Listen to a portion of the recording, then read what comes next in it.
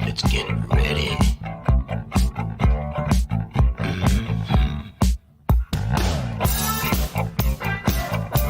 Alright, it's Gino Spot. Sit down now.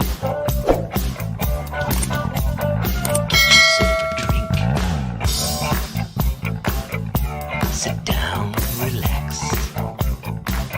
Let your stresses fade away. It's time for Gino Spot. We're nearly ready for you.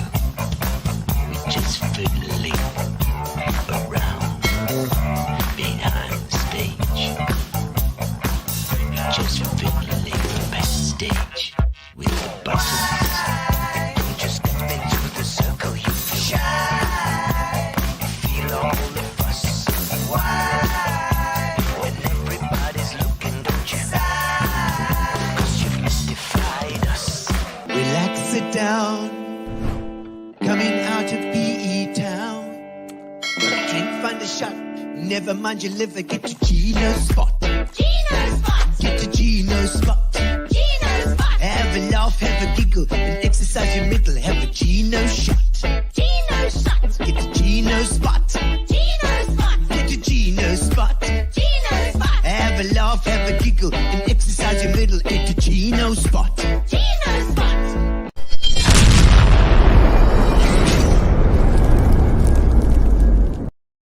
Woo! Ladies and gentlemen, welcome to Gino Spot. Indeed, tonight is a Monday night, which is an odd night for Gino Spot, I know. And Carol Jacobs is going to moan at me because when do you have these shows? Is it Tuesdays and Thursdays, or is it Tuesdays and Mondays and Wednesdays? It's actually Tuesdays and Thursdays, ladies and gentlemen, and we will be rebroadcasting. So if you're watching on Tuesday, we are watching a rebroadcast indeed. So we won't be able to respond live to your comments, but we can indeed obviously respond to them after we finished our show tonight, which we are doing at the Spa. I'm going to be launching we're helping to launch the virtual race, the virtual challenge, Spa Virtual Challenge, which is launching tomorrow night at the Duck Pond Pavilion, which of course was designed by John Rushmere, who we had on the show not too long ago. And I love that pavilion, and I love the towers. It looks fantastic. And I was looking at it, and I think he's got little Victorian roofs that he's put on there. That's what I think, John Rushmere.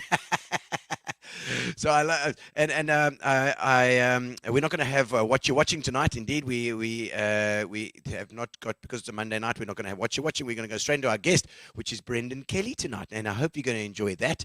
Camilla Ellis, lovely to have you on live tonight. Indeed, on Monday live. And I hope that obviously you guys can share and subscribe to YouTube, because remember, YouTube is the best place to watch Gino Spot. It is easy because you can stream it to your TV. You can cast it. If you've got on your phone, you can say, okay, Google, and then cast to television or something, or stream to whatever. Just find Gino Spot and do it. It says click subscribe. Thank you to our sponsors as well. Thank you to Spa, of course, our main sponsor, as well as Fitch and Leeds, who will always provide our prizes and help as well, and are helping my live performances this year. And a special thanks to Grace from Fat Cats. Look at that, a new one. Nice, Gary. He's got a little new thing here for Grace, because she's given us some chow tonight. Indeed, some lovely. I see some. What do you call this? Dragon fruit, eh? Dragon fruit tonight, eh? Have you ever had a dragon fruit? Huh? Check it out. It's actually the eggs from dragons. That's what it is. It's got these little things. You see those little black things there? That, I don't know. Those are the tiny little eggs that it's like, it creates other little dragons when you mix it with the egg. Subscribe to YouTube. Obviously, subscribe. Click the bell, and then you can get any of the Gino Spots, and you can also see the history. Our history of Gino Spots, 7,246 shows that we have done so far. Well, close to that anyway. And hello to I see quite a few of the guys coming on here and making comments already. Thelma Jean, hello Thelma Jean, lovely to have you on as well from Durban, watching from Durban. We like that you watch from Durban, and you must spread the word out there to especially to XPE, ex-Quebecans, and East London people from Eastern Cape people from Durbs. I hope you guys are doing okay there. Thelma, how was your flood experience? Did your house wash away, or did anything of yours wash away? We've had a hell of a time. They've had a hell of a time there in Durban with the rain. I wish some of the water would come down here. That would be great. But unfortunately, all of it seems to be in Durban at the moment. So I hope things are going well. Thelma, let us know what is happening down there in Durban. And Carol Jacobs, I'm glad you are on the Monday night, Carol Jacobs. You see, Monday today, I know that is not your normal Tuesday or Thursday. And Carol Jacobs used to be a fan on Saturday shows, I think. She used to be a fan on Saturday. All the way from Arena events, what is it called? Arena down in East London. It's a guest place, I think, a guest house, where it's very nice and you can ride horses and you have crazy Carol running around shouting at things. And then, of course, Wendy Thompson says, I must sing happy birthday to Gary. I don't know if it's actually Gary's birthday today or not. I don't think it is. It's your birthday today. It is his birthday, because I never know, because he puts 1,000 different birthdays on Facebook and Google. It is Gary Hemmings' birthday today. And he didn't even tell me, the bastard. So that's why he came in late today as well. Probably drinking away at his thing. Linda van der Westhuizen, we've just come back from Linda in Blanco. We had an incredible wedding. Hello, Gina, from the van der Westhuizen wedding party crew. Gee, I tell you what, we had that was a crazy wedding. Those guys, you guys can, julle gaan drink, hoorie. Daai van der Westhuizens. They can have a nice dop there in Blanco. It was fantastic and such a beautiful venue as well. I don't know if any of you online have been to Blanco, but give us a shout out if you have. Amazing. It seems like a family place. And lovely staff. Yes. Of course, Kim and Chris over there, and Q were sorting things out. Kim and Chris were absolutely amazing, and that place it's got a history, that Blanco. It's just been going, it's sort of the same vibe for so many years, and people like to go to the same place and the same feeling that they get from last year and 20 years ago. They want that. Michelle Kelly online. Gino and Brennan, looking forward to the show tonight. Lovely. And it's just when your husband's back home, Michelle, we bring him here into the studio so he's not with you again. Well, it's fine. Once he goes home again, once it goes off again, we'll be able to resume our stories. You know, ladies and gentlemen, let me sing you a song. Let me sing a song into this. We're talking about powerboating and steel tanks and Lord motor racing, all sorts of things for Brendan Kelly tonight. Get ready? Get your motor running, head out on the highway. Yes, Camilla Ellis says, Gary, happy birthday. Yeah, Ivan Newman's watching, says hello from East London. And Miranda Ferrer is there chilling in Blattenburg Bay. I like flaming lightning. We were lucky we escaped from the terrible tragedy. That's right, all the water in KZ, and it's a bad experience. Yeah, and all the surrounding suburbs were covered in water. But it seems that you were the lucky one on the mountain. You're looking down on all of them, throwing tubes and surfboards. Remember to subscribe where my head is supposed to be. That's right. Born to be wild. Woo. We are sailing. Woo. That's right. Are you sailing? I don't know where you're sailing. Are you sailing somewhere, Brian? Are you on board the MSC Opera or something? Or is that just a song you wanted to sing? Or is that Thelma Jean sailing down one of the rivers there in KZN? All right, ladies and gentlemen, I think it is time to jump straight into our special guest tonight, Mr. Brendan Kelly, who has watched Gino Spot many times and so knew his way around. We didn't even have to prep him too much.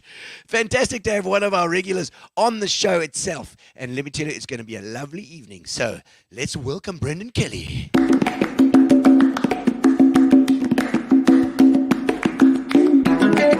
Welcome to the show. Now it's your time to shine. We're gonna have a lekker chat tonight. Another good time. And we're in. We can center ourselves there. Maybe just move a little bit over, Brendan. Over which way? Yeah, that way. That's fine. It's always the opposite way to which you to what you are. And we've got you notice we've got a little speedo in the background there as well, just especially for you. I see it there. Thank you very much. So it's all about the need for speed tonight. Yeah, thanks, Gino. It's fantastic to be here. To be on the show, and you know, it's great to have somebody who's watched the show before that can see sort of what you're heading into before you get here. No, absolutely. It's been great, and it certainly kept us sane during lockdown and gave us something to do. And yeah, you know, just all the guys, the likes of Wayne Cullis and yes. And everybody that was doing live streams lockdown stuff.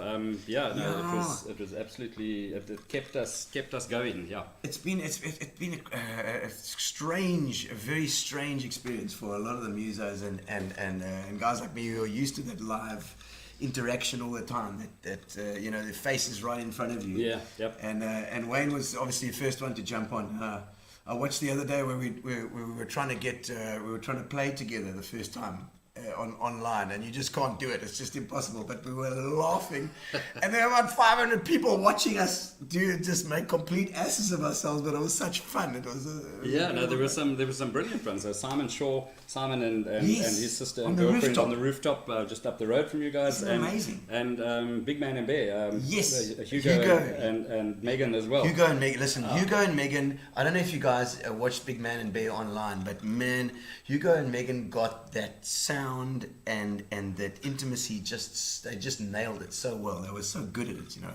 And they because they had this beautiful microphone and they just kept it soft and beautiful. And I think sound-wise and show-wise, I think they came out tops. They were brilliant. We certainly looked forward to them on a Sunday when they did it, and it was top class. So yeah, it's lockdown certainly taught us lots of different talents. It has, isn't it amazing? And do you think that like it was so nice with like Wayne was doing his show on a Saturday or Sunday, and you'd have a braai or something, and you just put it on in the background, and you got your live music going, you know. Yeah. Particularly with someone like Wayne or like Hugo and Megan, but Wayne was particularly for a rowdy evening. You know, you could have him on in the background, he'd be talking cuck to you from the screen. As the drinks flowed, so it got louder and louder, and that's the beauty of it, is that you've got the ability to communicate, so they know who's watching, and just like when we see in the comments coming through here. Yeah, let's have a look at some of these comments. Already we can see, and I love that we can immediately see like Trevor Dyson, how's Gino, Trevor and Wooten. Sorry, he's been on a couple of times. Yeah. Trevor, it's been lovely to have you on again, man. From Surrey, and Ingrid Creer, fellow Ingrid, lovely watching while holiday in Holland, Lordy. You guys are so lucky. I've been watching Ingrid online. I've been seeing some of your travels around there. I've been spying on you, Ingrid. Fantastic. You've been in France with Travis and family. That's their son as well.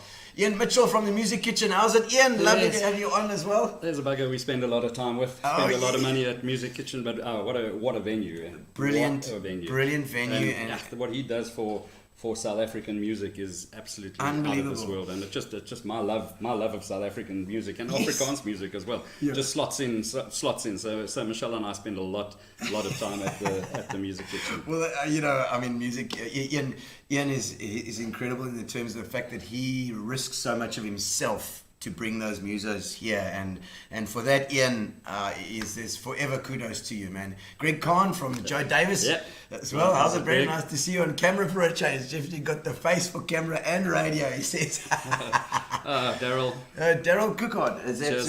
Who's that? Daryl's my mate, ex Supersport, my producer. We do lots and lots of work together.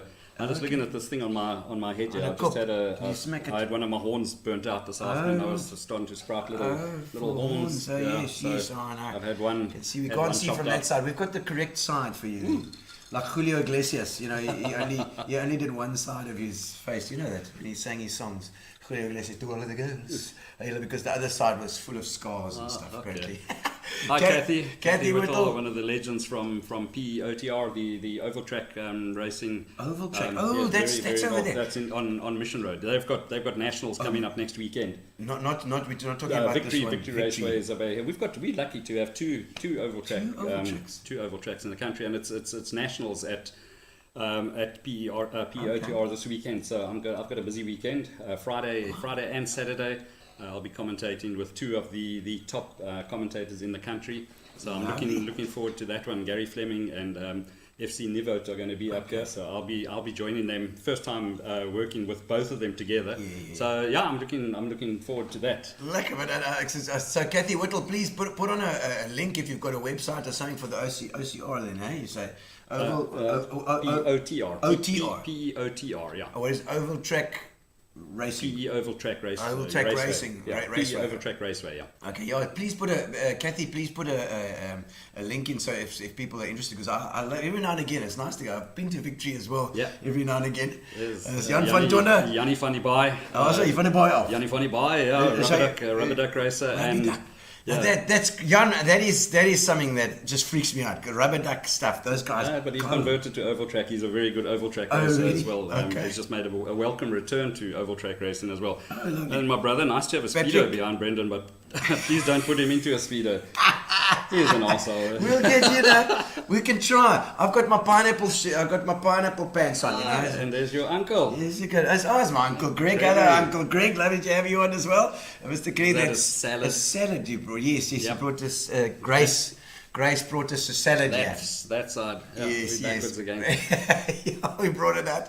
And then Brendan, see you Friday and Saturday. Also, There's Gary. Gary's watching the show. Yeah, Gary, looking forward to it. I'm a bit nervous to join the Masters up in the commentary box again. I'm still a newcomer at the commentary. Commentary game. Oh, you've been doing it for a while now. Yeah, about 14 years. You said 14 years. Well, then yes, certainly no. But you still obviously respect these guys. So it's Gary and Gary and FC Nivot. Yeah, I only recently, I would say, in the last 2 years, started with the oval track stuff. I used to always go and watch because I love it's quick action and it runs on clockwork. As soon as the one class is off, the next class, they go off, the other class come in, and it's exciting. Mission Road. You said. Mission Road is next weekend, the Nationals. At the last check there were, I think, about 110, 115 entries. So people coming from all over the country. Some very interesting racing. So there are tickets available, weekend passes, and that. So I urge everybody. If you've got nothing to do over the weekend, get out to Mission Road, on Mission Road to PEOTR. It's going to be an absolute. Have you got to know the drivers quite well? No.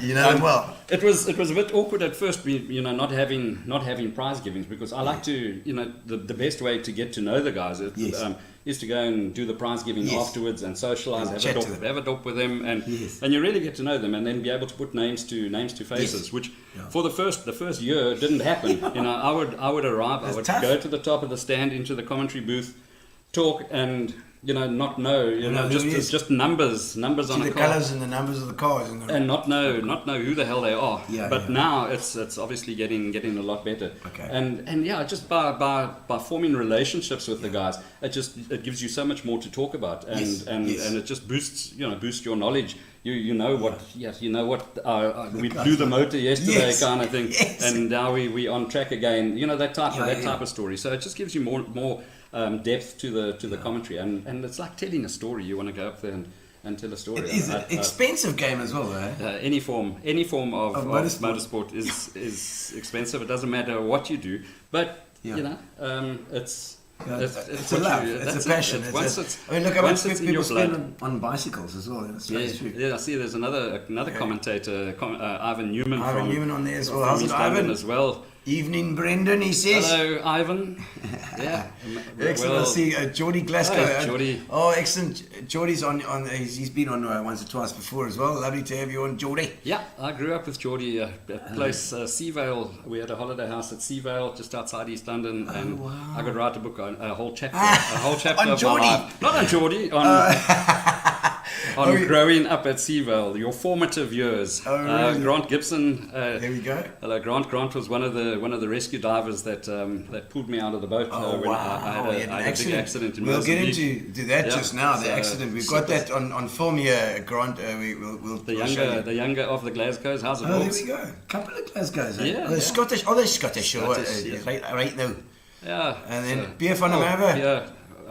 One of the our friends from karting in East London, his little boy has just started oval track racing as well. Made his debut. So carts on oval track as well. No, there are certain Okay. certain tracks around the country that they run karts, put off-road tires on them, and run them on the dirt. Okay. But Pierre's son Jordan has he's got a golf and racing in the rookie class, the junior class. Yes. And did exceptionally well. His first time out at Victory Raceway, he did very, very well. So he's certainly one to watch for the future. And with motorsport, it's so nice to see the youngsters, the lighties that were still running around in nappies and snot running out their noses, and now they're behind the wheels of the car. And even the youngsters from when my son Cameron was racing karts, the likes of Stuart White, Kelvin van der Linde, Sheldon van der Linde, Jordan Pepper, these youngsters, they're little racing, whippersnappers. Now they're racing internationally. Arushan Mudley, his son Rishay, racing motorbikes overseas, come through the Please ranks. tag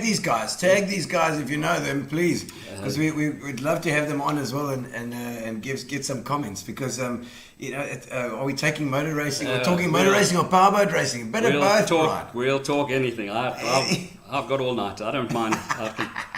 We'll get to powerboat racing. We were talking this raceway stuff. It's a different kind of racing if they don't go one just way. an oval track. Yeah, just one way. Yeah, you only have to learn. Turn left. It That's depends all. what class you drive. Do they go right? Yeah, as the well? bigger the American, the V8 saloons, you've got to learn to turn left, and in other cars you learn to turn right. So it's easy as long as you've got to know the. So they go the other way around. Yeah, they go. Do that. Yeah, certain classes go. Why would the they opposite go way around? That's just the way they go. It's like only the novices go left, and then you guys go right. Front wheel drive versus rear wheel drive, the cars have got different dynamics, and it's easier with the inertia of the motors. It's like a Formula One powerboat that only wants to turn left because the rotation of the motor. It goes into a left corner. Now, if you go right, you gain opposing everything. All your power and everything, the way the rotation of the propeller is going the opposite way. So they don't like to turn. They don't like to turn right. So wow, I didn't know that actually. And so I mean, like I said, this oval racing. To get into it, do you start? You start with a novice, like with a golf or something, or that's relatively cheap. Now, the golfs are. Because there's so many of them, you pick them up at the scrapyard fairly cheaply, and there's so many guys that know the golf so well, and they basically strip all the weight off them. It's a bare shell, and then they put fiberglass panels. So it's the car looks like the real thing, but it's actually all just a lot of it is a tube frame with fiberglass. So that is the way tube to, frame is it quite a roll cages. There's some guys that are spending sort of. Anything up to $500,000 on their cars now. So, and that's with the nationals, we'll see the big guns coming out there in the hot rod class and the 2.1 modifieds and things like that. So it's exciting. Because I love to go to like Victory or these other place as well. I must actually have a go at it because I love seeing these old cars as well pulling in. Yeah, the older cars, stock the cars, heavy metals is like the traditional stock cars. Yes, where they allow Cortina. Yeah, with lots of them. Sierras, Telstars, and they're all getting cleaned up by a front wheel drive Golf VR6. There's two of them that race.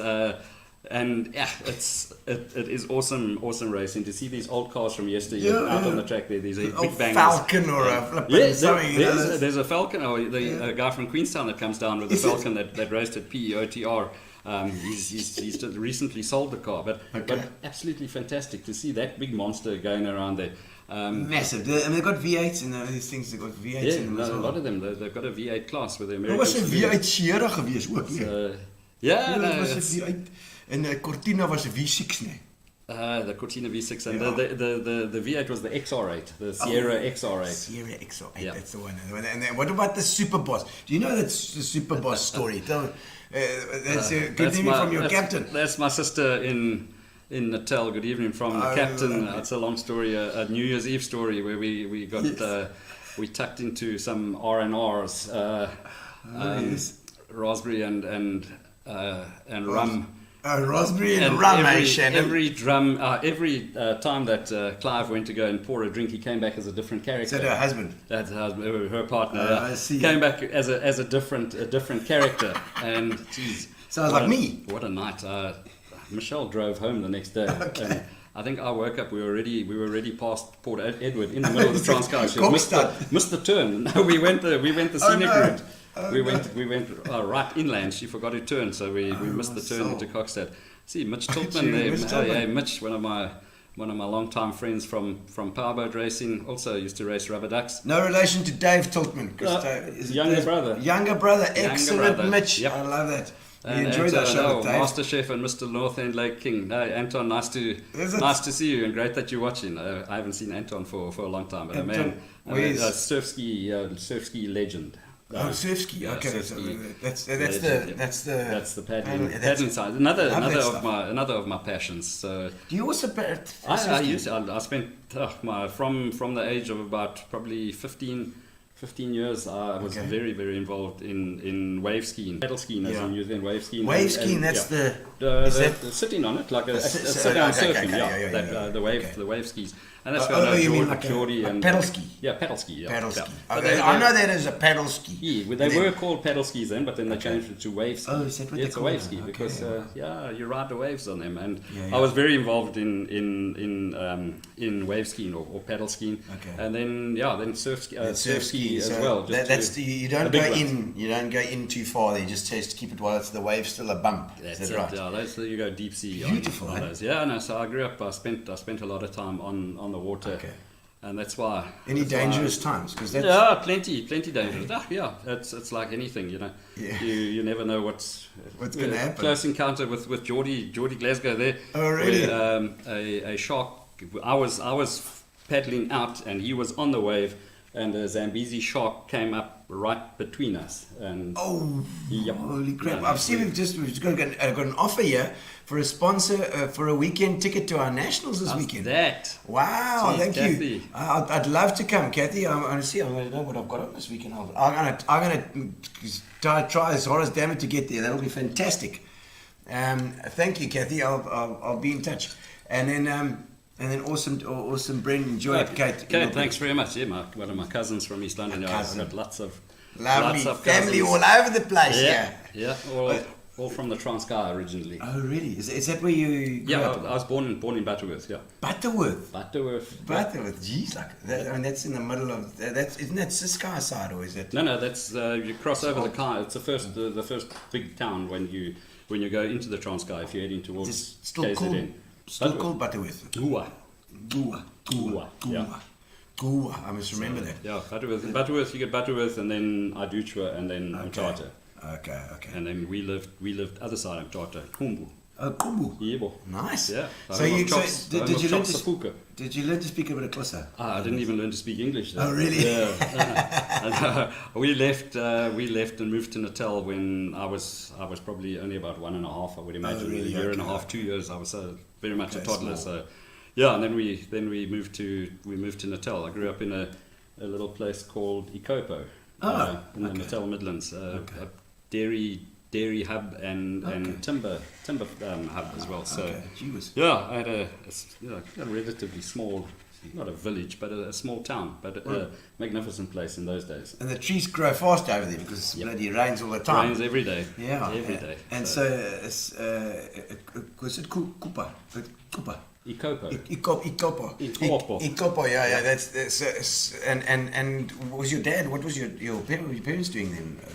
My father was he worked for the Native Recruiting Corporation, but part of the Chamber of Mines. Kwateba, it was the NRC, the Native Recruiting Corporation, and then it became Kwateba, and it was labor, the migrant laborers that went to all the mines up country. You know, a lot of the labor force came from the Transkei and the Ciskei. So he headed up Recruitment. The native recruitment for the Ciskei area. So that's why you moved around a bit as well. Yeah, that's why. Yeah, we moved to Natal and stayed in Ikopo until I finished standard 6 there, and then my dad was transferred to King Williamstown to head up. Conte. Yeah. So then I became a Dalian. Went to Dale you've had lots of old a Dalians. lot of Dalians on this show. Yeah. Gee, was the Eastern Cape and so many good rugby players and so many good sportsmen came out of Dale as well. Did you do a bit of? Unfortunately, I by that stage had found the love of the ocean, and we had bought a house at our cottage at Seavale. So a shack. Our shack, yeah. Yes. So they started off as shacks, yeah. So I was a very handy cricketer. I love cricket. But border. No, you were day boy.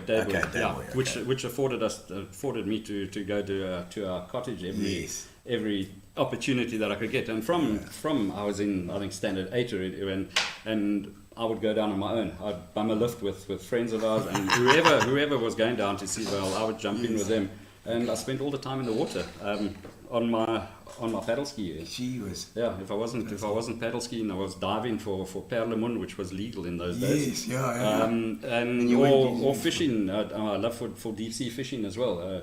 I was very friendly with one of the commercial fishermen. There were a couple of guys that fished commercially out of Seavale and Christmas Rock, and so I used to rocks on the rock. Off the boat. Off the boat, going deep sea. Yep. Wow. So. Yeah, no, we grew up as having been born in the Transkei. We would go back to the Transkei every Easter weekend. We spent all our holidays on the Transkei Wild Coast. My father came from a rather large family. I think there were nine siblings. And Catholics. A lot of them not Catholics, and a lot of them had cottages on the Wild Coast. So I know the Wild Coast. We spent lots of holidays on the Wild Coast as well. So. Beautiful. I mean, is it Keiamouth and Morgan Bay and those places, or like further? Tartarmouth, Landili. Coffee Bay, Hole in the Wall, that area. Yeah. Wow. So it's absolutely beautiful out there. It's unspoilt, beautiful coastline. People say, what country would you like to go and visit? So just send me to the Wild Coast. Yeah. I'll pick going to the Wild Coast over any overseas holiday, just to be able to switch off my cell phone and go and chill at the Wild Coast and have a jolt. I see one of my cousins there, Bruce Mills. They used to go to their cottage as well. They had a cottage at Holocha, the Seagulls Treneries area. They had a big cottage down there. So you have to go across the pond. And then another of my cousins also from way back, Debbie Roberts as well. Debbie. Ryan. Ryan says your favourite local commentator, even if you confuse me for someone else. These oaks come along, like Ryan Verswergie there. He comes along with his Debbie. It's so good to see you. Some things never change, yeah? Yes. No. But Ryan, he comes along, and there's been a red VW Polo that's raced all the time. He comes in with an identical one. And your brain memory, you go and it's an absolute copycat. So complete plagiarism, really, I suppose. Because I got his name wrong once. The next time he came out, he had duct taped his name, his name on the top of the car, and I sit fairly high up at Scribanti, so he won't let me forget that one. So don't worry, Ryan. Oh man, Debbie Roberts here, I see as well. Good to see you, my cousin. She says something, and I see She's Patrick down in Cape Town. Oh, Patrick. Patrick Gillespie says, how's it to both of you? How's it, Patrick? Lovely to see you as well. Online. Saw him the other day. He came and said hello to me at Victory Raceway. Oh, cool. Popped into the box up there. So. There's a man, Steph Willifeed, my co-commentator. Steph and I did the World Rubber Duck Championship, 2017 World Rubber Duck Championship together. Very, very good commentator and auctioneer.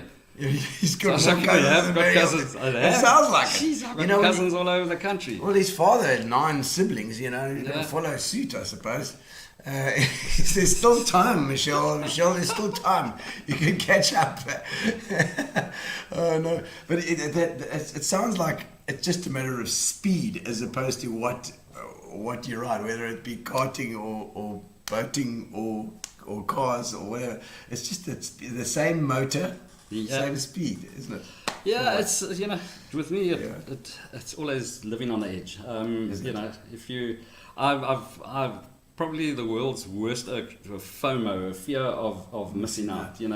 These Wild Coast holidays and that where we used to go, and that was always after lunch. Everybody, no, we're going to have a lie down. There's no chance of that. While you're here, you make the most. You make the most of every single second that you've got, and that I've carried that through life. And people often wonder, how do you keep flipping going at the speed that you're going? And it's just, I've just got one of those personalities that if I'm sitting still, I'm bored.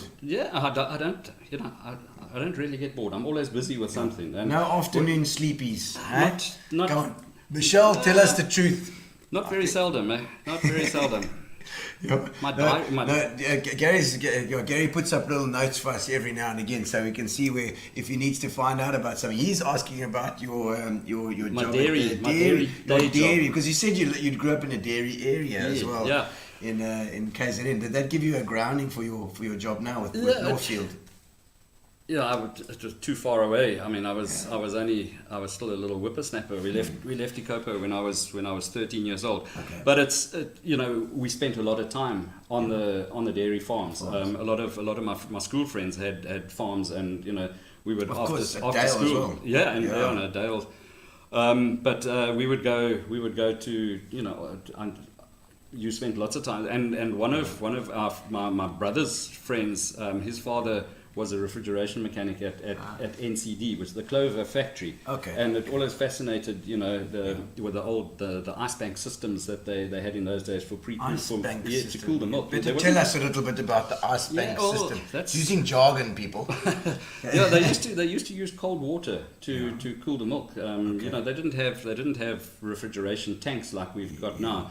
They used to run cold water one way through over a ripple plate, a metal ripple plate.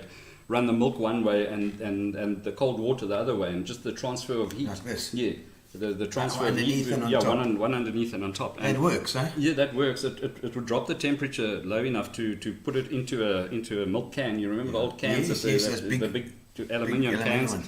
and then they'd put that into a bath of cold water or into a cold room, and that's how they cooled their milk. Underground or something like No, just a bath of ice cold water. Okay. But these guys now, these dairies that we're doing, I mean, the guys kick off with a 30,000 litre milk tank, a direct expansion cooling tank, and it's direct expansion, guys. Yeah, it's like just a simple thing. No, it's like a fridge. It's a fridge. It's got a cooling plate. It's the same as a fridge. It's got a compressor that pumps the refrigerant through. Yeah. And we're the agents for syrup milk tanks. It's a French built tank. Oui. Except shipping is just driving us bloody mad at the moment with containers coming into the country. At the moment, everybody's complaining, and I've heard it before as well. Everybody's complaining about these containers. Nobody's got containers. All the containers went one way to Europe or whatever, and they're just sitting there waiting for stuff to come back, and they've got nothing to put in them, so they don't want to bring them. Yeah, it's a bit of a sad scene. We used to the turnaround from when a farmer paid his deposit and ordered a tank.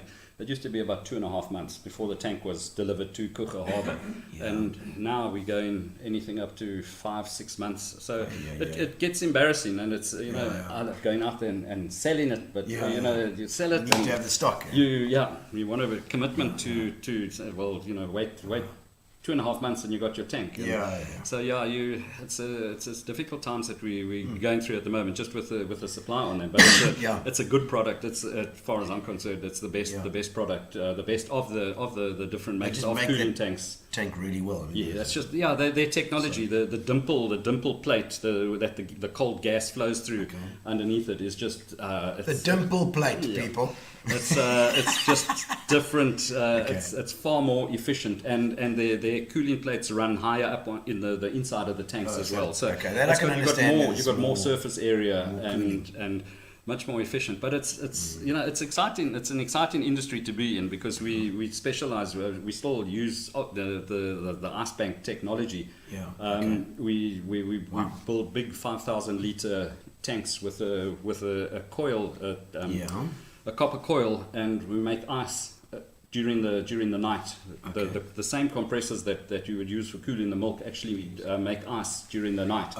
And then with a plate heat exchanger, you actually pre-cool the milk before it goes into the tank. And it's got so many benefits. So you're kind of storing that coal, I suppose, instead of wasting the electricity. You can correct, a lot of they have what they call rureflex in the farming communities where electricity there's a cheaper rate at night, and so if we can harness instead of the compressors running during the day, we run them during the night. It's obviously cooler. You're not fighting against the ambient temperature of the day, so everything just runs a lot cooler and it makes ice a lot quicker. And solar as well. Solar big now, and now we make it for free during the day. I mean, you harness the sun energy, and you make ice all day, and it's enough for the afternoon milking and the next morning milking. So it's fantastic. It's very, very efficient systems, and I mean we put milk into the tanks at below 4 degrees, and 4 degrees is the sort of norm. That the milk temperature, tank will switch off at, and we generally put milk into the tanks at about 3.2 degrees. So it's and the farmer scores because because it's not taking a long time to cool. It's not getting stirred all the time. So the butterfat content is a lot bigger straight away. You're not breaking down the solids of the milk. Bacteria becomes virtually non-existent, so the farmer gets paid a lot more per liter because of the quality of the milk. It just extends the shelf life completely. So it's an cream inside the milk. It's not broken down. So it just extends the shelf life. Make me feel like a milkshake now. Wendy Tompkins Thompson, where are you with your milkshakes? Let's have a quick look at some of the comments before we go. We're getting so many. Getting abusive there again. Yes, no, he's talking about dimple plate, kettle drum. I don't know what the hell that's. It's like a washboard. I'm sure you could play it. I bet I could. Dimple plate's like a kettle drum, so play that also. Oh, my soul. Then one of my colleagues, Teresa. She does internal pump sales at Northfield. Oh, okay, yes. And you do. Your job takes you everywhere these days. Because I notice when you're not there. I mean, obviously, when I go and visit Michelle, on those nights when you're not alone. I mean, when you're not at home, where are you going to all these times? We obviously do lots along the Fish River, right up from Petty, right up to Middleburg area. We've got all dairies all along the Fish River. Some massive dairies. Is there a dairy specific big dairy area that like where is the biggest dairy? The biggest Natal traditionally used to be the dairy area, but the Eastern Cape has overtaken it now. Really? Yeah, we're the highest producing province in the country. Yeah. So we do beat Natal. Take it, Natal. We can't beat them at rugby. We can beat them in milk production. So up there and Elliot as well. There's been a massive boost up in Elliot. The Just Milk group, Dave Osborne and Edgar Brotherton have set up a whole lot of dairies up there in conjunction with piggeries and cheese factories as well, because they all work together. They all work together. Yeah. Really, piggeries. Piggeries. Now explain yourself, Brennan Kelly. Okay, you've got piggeries. Milk. You've got milk coming from the cows. Yes. The milk gets sent to the cheese factory. All the curds and whey then get sent to the piggery. Okay, because it's protein for all the protein for the pigs. Because they eat any cuck, those pigs. Yeah, and they cuck a lot as well. Sure. And then that goes Yes. back into the lands. It's separated, so the water's used for irrigation. The solids And then get the put grass back into the grows. soil. The grass grows. And the the milk cows eat it. produce more milk. I It's wondered about that because there's a piggery down there in Nanaga way. I saw that up Congo's Kraal. I don't know what it's called, but it's friends of mine stay there, and they've got a piggery on the farm. I thought, what the hell? But then they've got a lot of dairy farms around there. So that's exactly why. Now I know. So you've explained something to me now. You need a cheese factory as well. Cheese factory. Cheese factory to get the byproducts, the curds and the whey for the. Oh my word! Because the cows. obviously Lex Gucci is up Humansdorp way. That's all woodlands, eh? Correct. Yeah. Daryl Cookard says enough milking now. Let's move on to powerboats. Okay. Right, there's my day job sorted. Yes. Okay, but you asked about the travelling around the country. Yes, so we yes, look after from the Western Cape. We've got agents down in the Western Cape, but obviously you like to call on them and just call on the farmers. And then KZN as well. We're on a massive drive to get more of our product into KZN. So Northfield blazing a trail for the Eastern Cape. We're busy. Yeah, we've got an agent. We've got agents in all the big centres. Service agents and that, and then we're doing quite a lot in Zimbabwe as well. Wow. There's a big drive for South African farmers to go back into Zimbabwe, and they're starting to headhunt some of our good dairy managers from the Eastern Cape. They must be thinking very carefully about it, unless they're offering them a lot of money. Yeah, no money, but it's guys. Zimbabwe, ek weet nie van daai plekke. Guys have just come back there and given raving reviews on it. There's just, it's just everything seems so stable at the moment. I just think the like, next civil like war. people we're immigrating. Where are you immigrating to? Zimbabwe. I love that.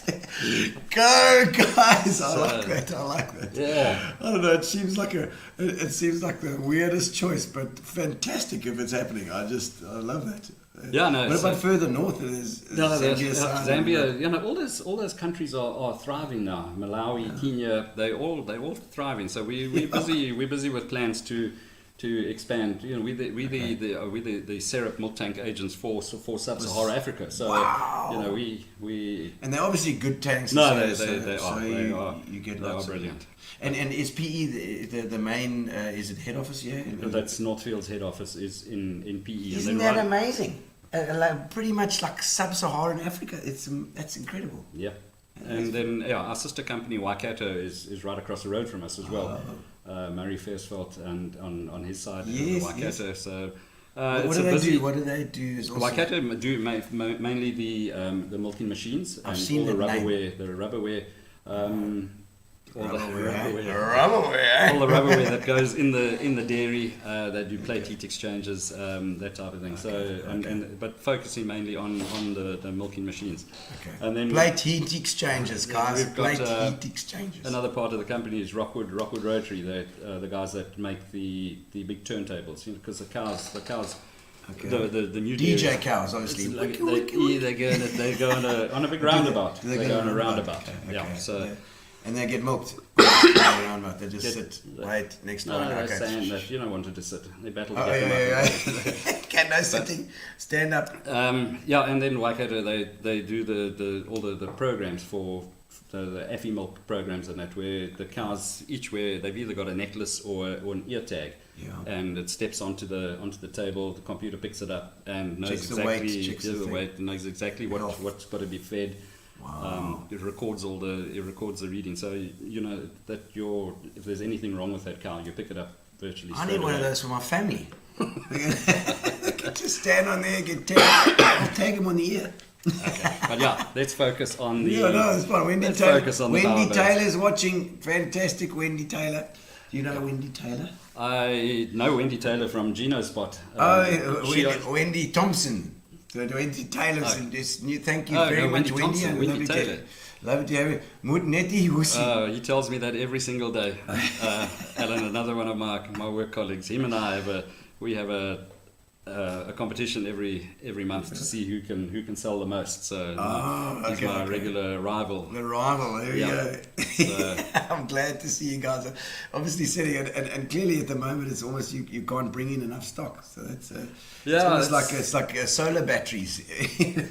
Yeah, amazing that's growing so much. Correct. Okay, so let's talk a little bit about obviously the oval racing is amazing. And I love the fact that it's contained, so you can watch these cars going around. Scribanti is that's a little bit more. Scribanti, it's road racing. It's road racing, and also it's I won't say laid back. It has its moments, but it's I really enjoy the classics and the historics. Yes. They race there. Beautiful, the escorts, and there are some beautiful cars out there. Just think Sid Lipstrew with a Toyota Celica in Toyota Castrol Toyota colours. Real replica cars, and these things go like hell. And it starts off with street and fine class is a class that you can. You tell me about the classes, because where do you start? Let's just give you a little bit of history there, because they normally start with a novice section or whatever. There is no real novice section, but you could start in the street and fine cars, which caters for. You could bring Philippa's car there on a Saturday, and you sign an indemnity. Bring my EcoSport. Yeah, and then it's a handicap race. You'll go out and qualify. They work out your times, and then you start a staggered start. So all the cars theoretically, if you can stick to those same times, will cross the finish line at the same time. They should. So it leads to some. They just unlap themselves. Exactly, and I enjoy it because there's always guys pushing it to the limit. So it's like, I'm gonna bring my upliftment there, come over with a Golf or my upliftment, old Sierra or my whatever. Gary can bring his Opel, gooi, and just go for it. Yeah. But I mean, once you start racing a car, it's a different story from when you're on the road. Yeah, your brakes and your stuff. Then heat and exactly what happens, and I mean, some of them spend a lot of money. The regional saloons, the Class A cars, the likes of the Scribantis and the Davidsons and Nick and the Audis, the two Audis that they had, the two Audis and Davidson, Nick Davidson. Nick's got a V8, an Audi with a V8 motor in it, which is flippant quick, which will run against Chelsea Scribanti in the Lamborghini Huracan. Yes. Aldo has got a new Huracan. Silvio's still got his one. Aldo has got a new one, and they gave Aldo's one to Chelsea. I saw that because I saw him at the golf the other day. He says, "I'm come to give those boys a run for their money." Somebody tagged them, because I'll tell you what, they'll enjoy the show too. Greg Pastor, how's that Merc that Royce had to get past? The last street and fine car, Royce Griffin has got a very, very quick Honda Civic, and there was a guy in a massive Merc that would come out the corner sideways. Yeah, it was, and I just said, just watch this car's body roll through the S's, and it was fantastic to watch. But the Oak had an absolute jaw, and Royce, old E-Class. Yeah, it was a big old. And Gary had one of those as well. I'm trying to think what the guy's name blue is. Mercedes. It was his first time out at Scribanti, and he loved every minute. But the truth is, it went. Once he got that thing wound up down the straight, really, it went. But once Royce Griffin got past him in that Honda Civic, Royce's car is set up as I think it's actually a drag car. Oh, really? Okay. But he races in the street and fine cars and untouchable. Yeah. Oh, really? It just comes through as a winner all the time. So that's for the guys that want to start, and then so the next one up would be probably A-class or what? The D classes you go down to class F in regionals, and which is very much like the stock cars. Your city golf, you can pick up a decent city golf for about 40,000 and go and have fun and blow it up. Yeah, buy another one. classes D, E, and F is where all the real racing action is going, and so the guys with a little bit of experience then as well, obviously. Yeah, most of them tires become play a big part. Yeah, but they're expensive. Every race meeting, the guys you go and talk to them in the pits, and I've put a limited slip diff into it now, and they permanently because you're racing against the clock, really. I mean, everybody, what's your best time? Oh, no, I'm into the 119s now. Okay. And then I just put it in the back of my head, and then I know. Then I check the times as they come past. I've got a printout on the live on the screen. I watch the live timing, And so I know a lot of them, he's just done, or he or she's just done her personal best time.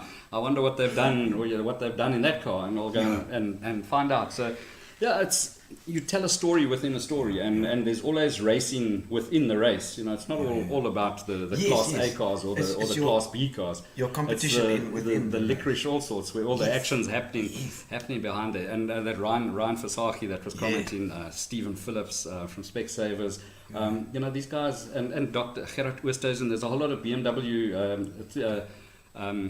E-series BMWs that race as well. Really? Yes. Dean Ball, flippin' wizard with the BMWs. That's converted a whole lot of them to race cars as well. Wow. And East London, there's a whole lot of them up in East London and in PE as well. Yeah. So that's the regional saloons, and then there's open tops as well. Single seaters. That's growing nicely. What are they? The Lotus 7s. That's like a mini F1 kind of thing. Or like a mini Le Mans car. The Sport 2000 and the Nardinis. They race with the Lotus 7s as well. What was that double Hayabusa thing that blew up? That was Silvio's. Silvio's one. Silvio's, but that was a Chevron. I think a B52 Chevron with twin Hayabusa motors. Twin motorbike engines. 2 motorbike engines in one car. That thing was unbelievable. Jeez, have you ever raced motorcycles, P? And have you ever been to the Isle of Man and women to be PC? Men and women. Isle of Man and woman to be PC. The only island I've been to was a couple of weeks ago, Portuguese island. So so I've not never, Isle of Man yet. No, and I've never raced motorcycles other than around our yard as a youngster with a Honda SS50. Oh really? Yeah, I think Greg had was his SS50 as well. Greg, I don't know what he had, a Honda, and then he had an XR500. I think he used to ride him and Colin Lyle. But so it's the Chevron's open tops then are sort of smaller, lighter weight. Lighter weight, yeah. A lot of just aero bodywork. It's basically a tube frame with aero bodywork on them, and proper sports cars. Yeah. And there's some very neat ones. Jean-Ray Marais, it's his birthday today as well. He's got a Sport 2000 and 2 Nardinis that they race. Nardini. It's a locally made. Sound Italian. Yeah, it's an Italian design, but a local guy that built them up. Obviously, Mr. Nardini, I think he was. Okay. So probably an Italian immigrant like my father. But I see Wendy Taylor said she worked with Michelle. Yes, I know. Sorry, I didn't realise. Worked with Michelle. I didn't realise that afterwards. Sorry, Wendy. And I see there's one lady I know that started racing as well as Debbie Statler. I don't know if Debbie, but it could be I don't know if it's Victory or the other one. Debbie Statler. Yeah, but someone knows Debbie Tager because she should be watching this as well. She sent me a picture of her car, so it must be one of those starting sort of novice ones as well. But it's just obviously been sorted out with the lighter bodywork and so for people that are thinking, I should have a go, There's a couple of girls or ladies that are racing, and some very talented drivers. Gary Marais from East London, who's a very very well known motor racer. He raced Polo Cup, and his daughters race main circuit and at Victory stock cars as well, and very very good drivers. So yeah. Lovely. Oh, was that Michael Webster? So Yes. Then you had also had an SS50, Brendan. All the best from UK. Yeah. You also had one. Yeah. What was the SS50? It was a little road bike, but it belonged to another one of my cousins, and he fell off it and didn't want to ride it again. But he had it reboard, so it was actually about a 70. Oh. And geez, it went like the clappers against all the modern. It was just the era when the Meteor Bobcats and the Meteor Tornadoes were coming out, and it used to knock the shit out of them. This old clapped out SS50 used to draw. Do you remember Zundup? Zundap? No. Yeah, and everybody remember the Zundaps? They used to be at Toby's Motors here in Wolver. He used to bring them in. I don't know where he brought them from, but everybody had a Zundap. It's like a scrambler kind of thing. It was great.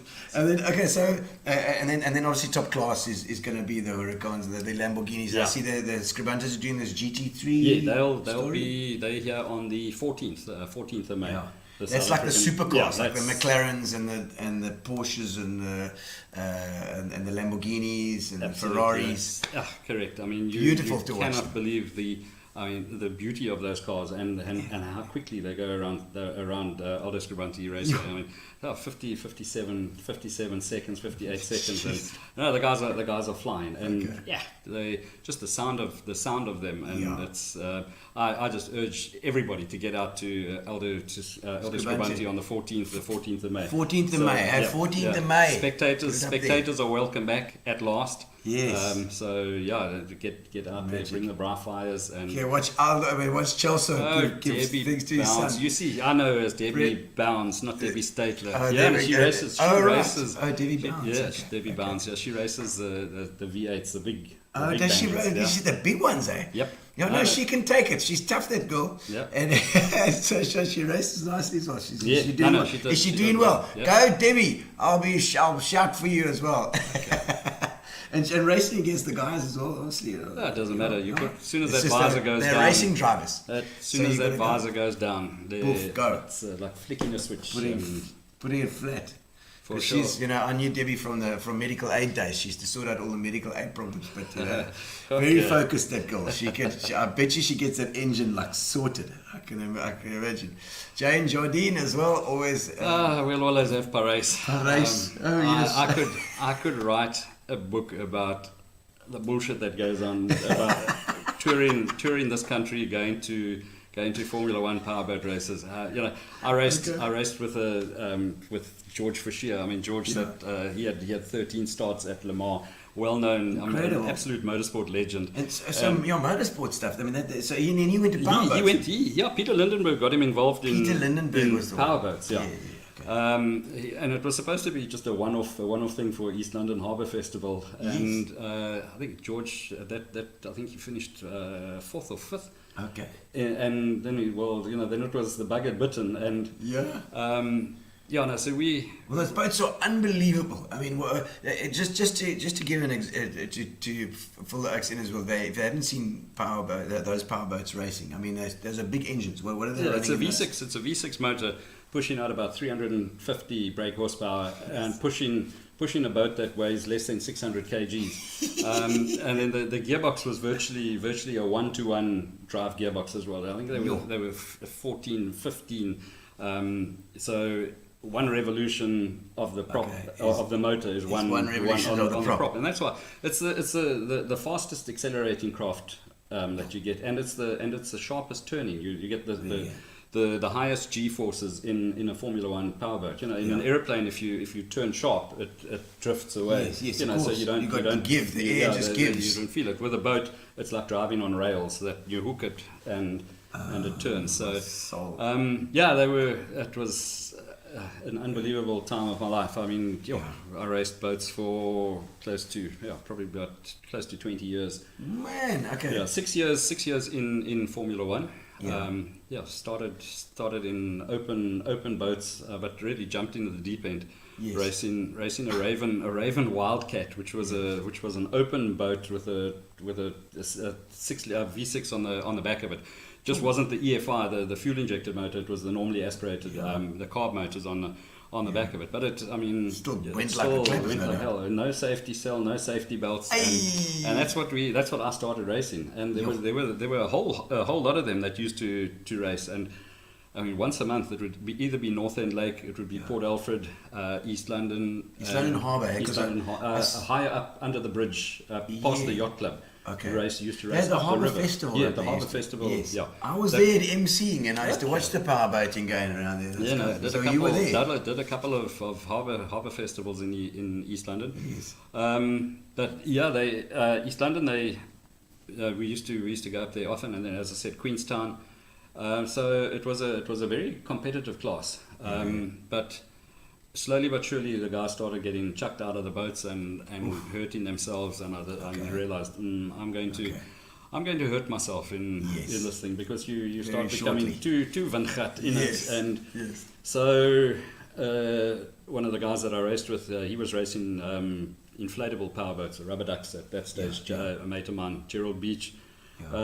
We got together and travelled around the country and fetched all the Formula 3s that we could find. It's just a scaled down Formula 1 boat. Formula 3 used to be a massive class internationally, and a couple of the Formula 3s found their way to South Africa. Guys brought them in and used to run 70 horsepower motors on the back of them.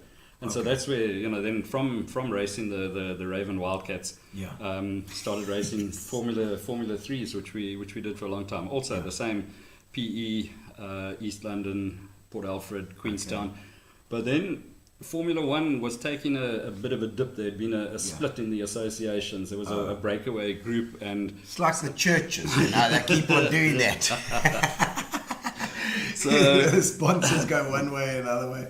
That's what it all boiled down to. So isn't it a case of like a sponsor like Yamaha Motors want to sponsor that one, and then Mariner want to sponsor these ones, and they can't have the same competition? Yeah, no, exactly. And it's just politics got involved in Formula 1. So then, because the numbers had dropped, and for the harbour festivals and that, we then got invited to bring the Formula 3s. So we would piggyback on the festivals. And we did a couple of festivals together with them, East London, PE, and Mossel Bay as well. We went down to race in Mossel Bay as well. And where would you race at Mossel Bay? I'm just trying to think. In the sea. Yeah, in the sea. It's basically. Okay. So you can actually, those boats you can quit in the sea. Yeah, it's not too choppy. No, not too choppy. There were that day the Formula 1s. It was too rough for the Formula 1s to go out. So it was only the Formula 3s that actually raced at. We just did a demonstration race just to entertain the crowd. Okay. But slowly but surely, the bug started to bite when you can in a Formula 3. Yes, okay. 70 horsepower motor.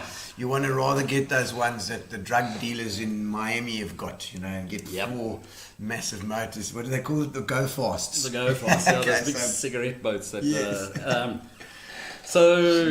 Then I had done a lot of work with the South African Powerboat Powerboat South Africa.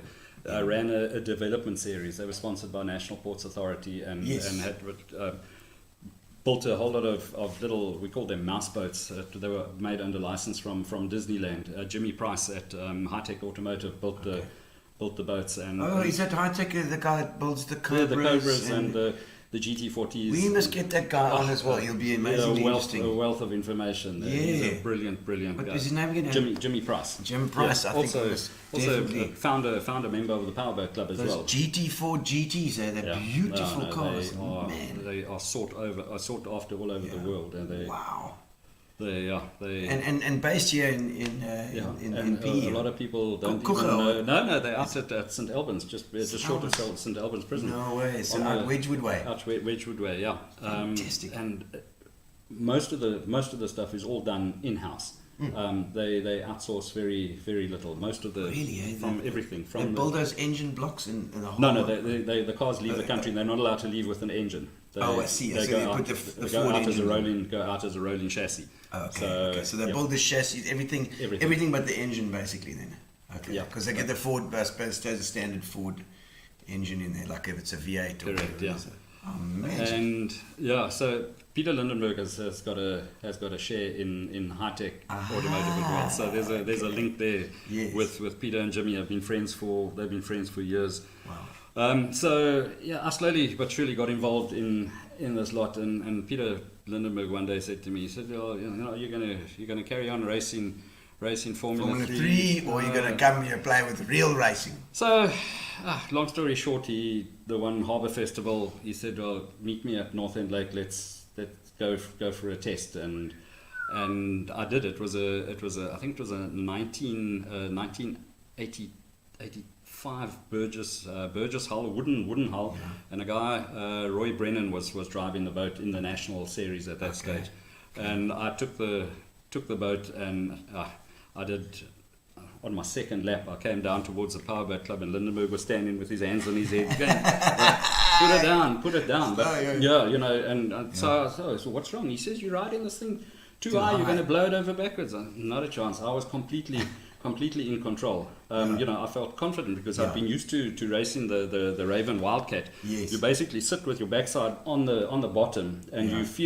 you can feel when there's water touching there. Okay, now then you feel there's nothing. Then you know you're on a cushion of air. Okay. So I knew, but then I was hooked. It was just it was just a matter of time. And the next season I had my first Formula One boat. But running tight budget as a privateer in Formula One, you can only buy old boats. You can't buy. And so I had a bit of a reputation about breaking or about my boats breaking. I broke one in half in PE Harbour. I lost the whole right hand sponson coming down the back Sponson. sponson. You got a left sponson and a right sponson. Because that's like a catamaran. It's like a catamaran. Yeah. Okay. So the two holes that come down, and then so your whole sponson on this side. Whole sponson left me, and the boat just rolled over and sank with me in it.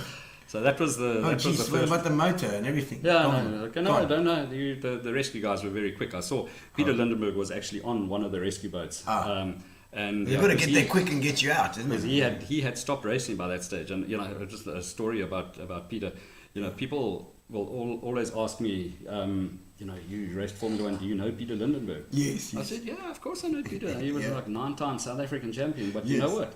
The first time I raced against Peter Lindenberg, I actually beat him. Well, he must be good. But I don't tell him that Peter ended up in hospital on life support. Really? Because he had a massive accident in Saldanha Bay. Very, very similar to the accident that I had, where the boat just goes over sideways and from full speed to sudden stop. And Peter nearly died. I took him. I actually lifted him out of the rescue boat. He had been underwater for close to 4 minutes. And luckily, the water in Saldanha was so cold that that they managed to revive him, resuscitate him. And I stood watching, actually holding a blanket to keep the media and that while away from them, while the rescue guys were working on him. And just the quality of the rescue guys and the dedication and knowledge that those guys have got. And I saw and I witnessed firsthand that they brought this virtually back from the dead. It just gave me the confidence to push it that little bit harder, because if anything happens, you've got these world class. Our guys were world class. The rescue guys, I've got them to look after you. So because you obviously, if you have a crash like that, you're unconscious and you lie in the water, and then you're not like going to hold your breath. You're going to suck in this water. At the beginning of every season, you've got to do a compulsory submersion test, or a dunk test as they call it, where you get strapped into a simulator and it will throw you over left or right, backwards, forwards, and you've got to get out by yourself the first time. You've got to get the steering wheel off, take the seat belts off, open the canopy, and get out the boat by yourself. And then the second time, you've got to wait for the rescue divers to get to you and to help you out. And then the third time that they do it, you've got to pretend that you're unconscious, and you've got to just sit there and wait. And wait for the rescue guys. Them. They'll come and they'll give you a DV, put the DV in your mouth, and once you a DV, that's the dive valve. Dive valve. For breathing. Yeah. Once you breathe in, okay. But now you must realize you're upside down, strapped into this thing, and as you breathe out, the bubbles go straight up your nose. Oh, so really? your first reaction is just to cough. So it takes a bit of getting used to. I've never done it before. I've never had a dive before, actually. Yeah. So I used it to. I was always the first one in because because of my paddle skiing and wave skiing experience. I was used to being upside down, strapped onto something. So it didn't really faze me.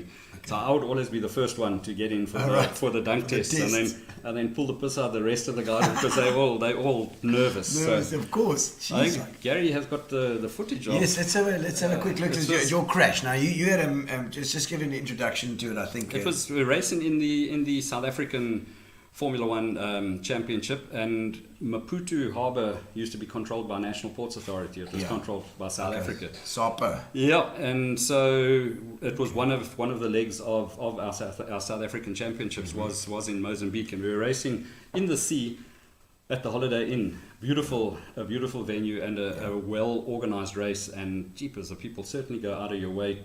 Formula One powerboats in Mozambique, and a brilliant event. And I was racing for the Remax Formula One team at that stage, and I graduated from a wooden boat to a carbon fiber boat, which came with it was a lighter, stronger, but it didn't turn like a wooden boat because there's not the flex. The wooden boats used to flex into the corners and turn. You could turn it a lot lighter, a lot quicker. Where the carbon fiber boats you get to the turn buoy, and they sort of overshoot the turn buoy and drift a bit before they hook and then turn. So it was a different driving style, and I was just come to grips with the driving style, and I'd had the electrics of the boat sorted out. I've been plagued with the electrical issues the whole season.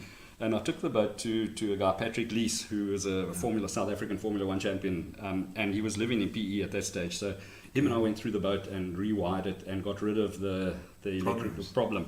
So this boat was flipping on song. The motor had just been redone, the gearbox had been redone, and I was competitive. I went to Mozambique and was flipping competitive. First heat in very rough conditions. I still when we arrived there and we were having to look at the rescue guys laying out the circuit. Yes. My mate from Daryl Cookard, who's been commenting here, I said to him, put a camera on the rocks over here facing that turn buoy, because somebody's going to come undone there. Put a camera there, you say. Because somebody's going to come undone. I said, I could see there was a sandbar, knowing, from growing up in the sea and paddle skiing. I said, there's a sandbar there, the water's shallow, and somebody's going to come undone. So they put a camera They put a camera facing that turn buoy, and race number 1 went out, and I think I qualified about fifth, and made my way up to second. I finished heat number 1. I finished in second place. So I was second on the grid, and the second heat was a reverse grid. Sorry, I was second last on the grid, because somebody I heard when waiting for the flags to go down, somebody fired their motor too soon, and I just saw somebody go, and they jumped the start. But once everybody went off and got around the first turn buoy, and we started sorting things out, I found myself, I was up in the middle of the pack. And then sort of 3/4 of the way through the race, I got up to second place.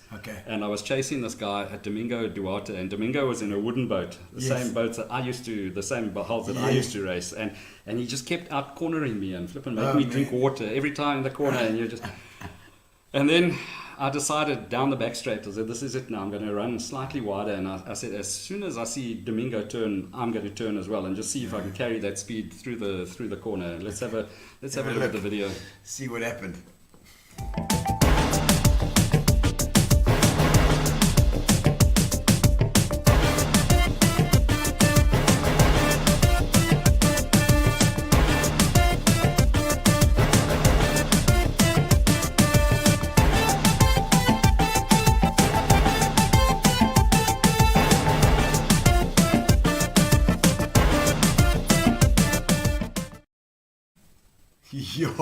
That is one more of a thing that.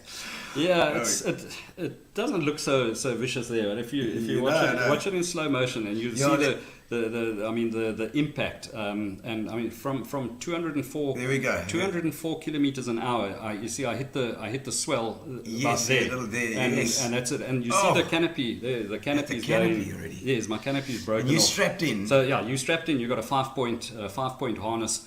And at that stage, I was lights out. Just play it again there, Gary. Let's have another quick squiz. I was completely unconscious. Unconscious, yeah. Whoa. That's the... Oh, man, that is just... Yeah, you see the sound. Oh, there you see the spray. That's where you should have gone with the canopy. The old days, the guys used to. I mean, they had breakaway cockpits that you went with it. So, yeah, I woke up upside down, underwater. And so you actually were? Did you remember that? I remember it as clear as day.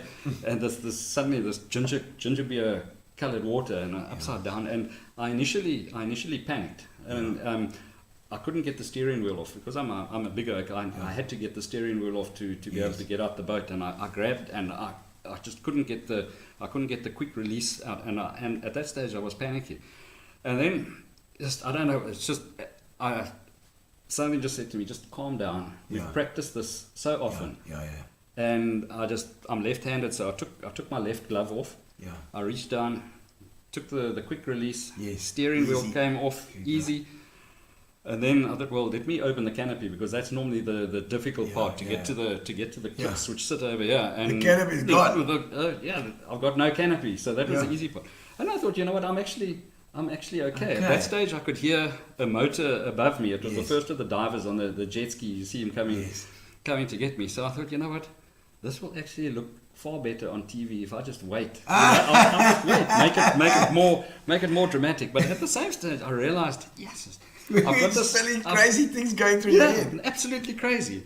I had this burning sensation from my backside down to my ankles. This like I was sitting on briquettes on red hot coals with this burning sensation. I thought, I'm actually in the shit here. I think.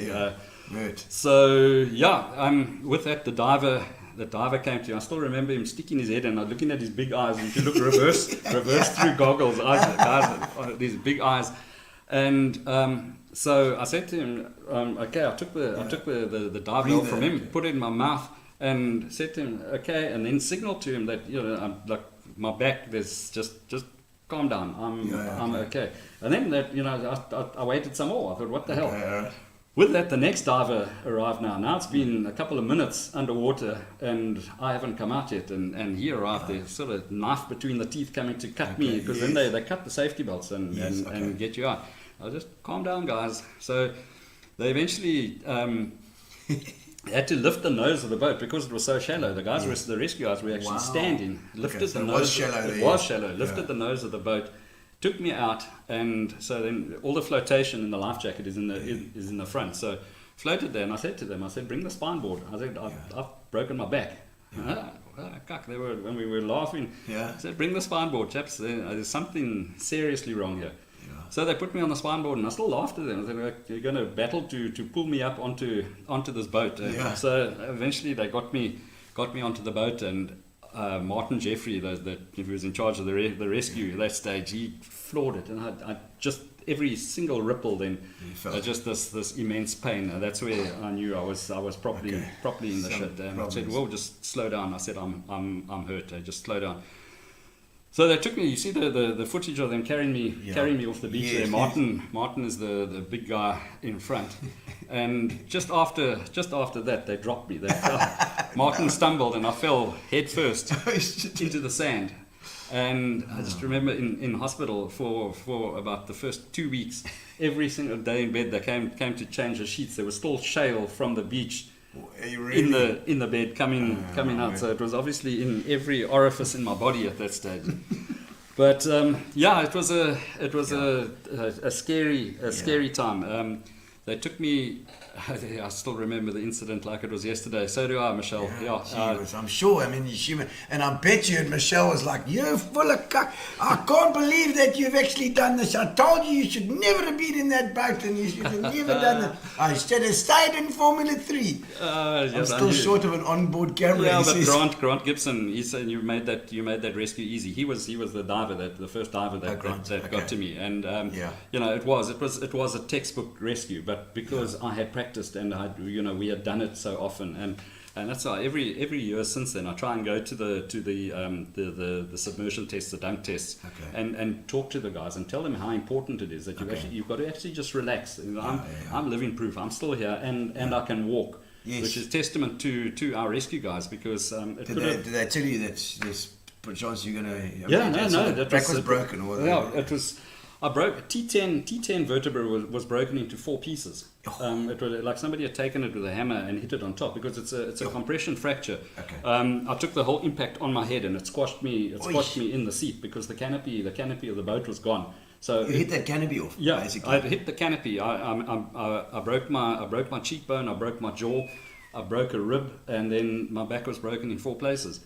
And yeah, as I say, T10 vertebra, that was shattered. I mean, that was 4 pieces, and then the 2 above were fractured, and the 1 below was fractured as well. So the doctors never know the extent of the damage to your spinal cord at that stage. So even when I was they took me to hospital in Maputo.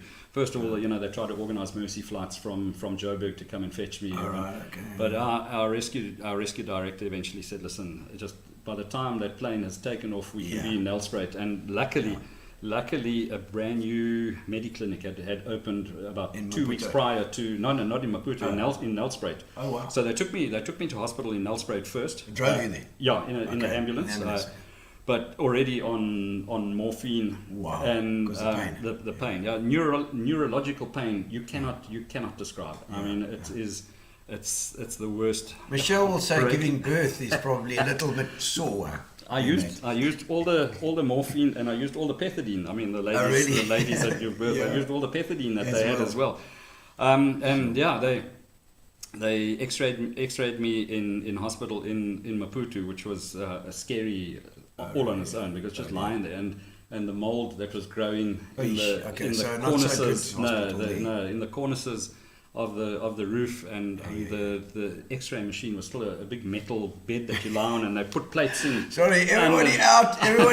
Yeah, exactly. And the doctor spoke no English. He only spoke Portuguese, and every time he pushed that tray back in there, it would clunk. And eventually I said to him, I don't know if you can speak English, but if you do that once more, I'm going to punch you. I'm going to hit you now. I'm going to. Give you a clap. Yeah, all he eventually came with these very basic pictures, and just said T10. You could see T10 was T10. You espetada. Same thing. So yeah, the call was made then to go straight to Nelspruit. So I spent Sunday night in ICU in Nelspruit. I used their CAT scan. I was their first first patient to go through their CAT scan, brand new. Sure. All their facilities were brand new. I must say the care that they gave me that first night was unbelievable. And they were probably like, "Whoa, we can use this! Finally, we got a choice. Check this out. And you push this button." On a Sunday night, you don't know what you're getting. Have you? Do these people know how to work this machine? So well, some people in Nelspruit, I think the Webbers are there. Martin Webber, they're up there in Nelspruit. They sometimes watch. Jan van Tonnes, I still remember Martin with his arm tats and big Oakley sunglasses. He actually lives in Martin lives in Nelspruit now as well. He heads up medical rescue guys up in. Oh, man. Special kind of people, those, man. Hannes Els, the man, Leicester, the myth, the legend. DJ on Leicester FM. He does the sport on Leicester FM. Something that I'm passionate about as well. Radio and sport. And fantastic. I must get my song on Leicester FM there as well. I've got a song for you, Jan Rebecca. Was it Jan Hannes? Hannes. Yes, to sort out that. But it's a special kind of person that's in a rescue, the rescue guys. I mean, they can see anything. I see blood and I'm like, I kill. That's one thing. It doesn't matter what form of motorsport you're involved in, they become like family. I see those guys today. I pick up like we saw each other yesterday. Yeah. And it's Martin and I share a birthday as well. And so we. As I said, you'll go months without seeing these guys, and you just connect like this, and have a dop and talk about the past. You also got that. It's like with anything, you've got that similar interest as well. Yes, absolutely. And so was that was it for you? Michelle said, "No, you will never get in another motorboat again." Yeah, it's once They took me to Mulemed Hospital in Pretoria, which is the top spinal unit. Because then that's serious stuff. When you're in that situation, you think the worst for sure. And they thought the worst as well. Yeah. Because after when they operated on me, Dr. Taron was he headed up the South African Spinal Association, and he operated on me, and the day that I left, I was transferred out of ICU that I could go into a ward. the sister in charge of ICU said to him, and said, "Doctor, where are we going with him? Second or third floor?" And so he said, "Well, I don't know. Let's see." And he came back and he took his pen and he pricked my toes. And he said, "Can you feel this? Can you feel this? Can you feel this?" No, Nothing. Could feel nothing. So then he started getting worried. So then I just had a sheet covering me, and I still had a catheter inserted into my the Urethra Franklin. Yes, and so he put his hand under there and grabbed my dick and shook it. Really? Said, Shake some. He What said, kind of doctor is this? Yeah, he said, "Did you feel that?" I said, "No." Oy. He said, "You sure?" I said, "Well, do it again," and he did it. Yeah. So he said, "Did you feel it?" So I said, "Yes, maybe." I said, "Can you do it harder?" And No, with that, then he said, "You're going to be okay." And that's where, with my recovery, that's where it started. You've just got to believe in the best, because they come with all these horror stories. You never know what tomorrow is going to bring. There's another man with a back injury, Jonathan Krebs. Yeah. Nothing like breaking your back. The pain never ends. You still get a bit of pain, bit of back pain. Just when you have to do the dishes. But that's one of the most awkward positions. Terrible. No, that one. You can't do that. The dishwasher, even battle. Sweeping the floor. Oh man. Right.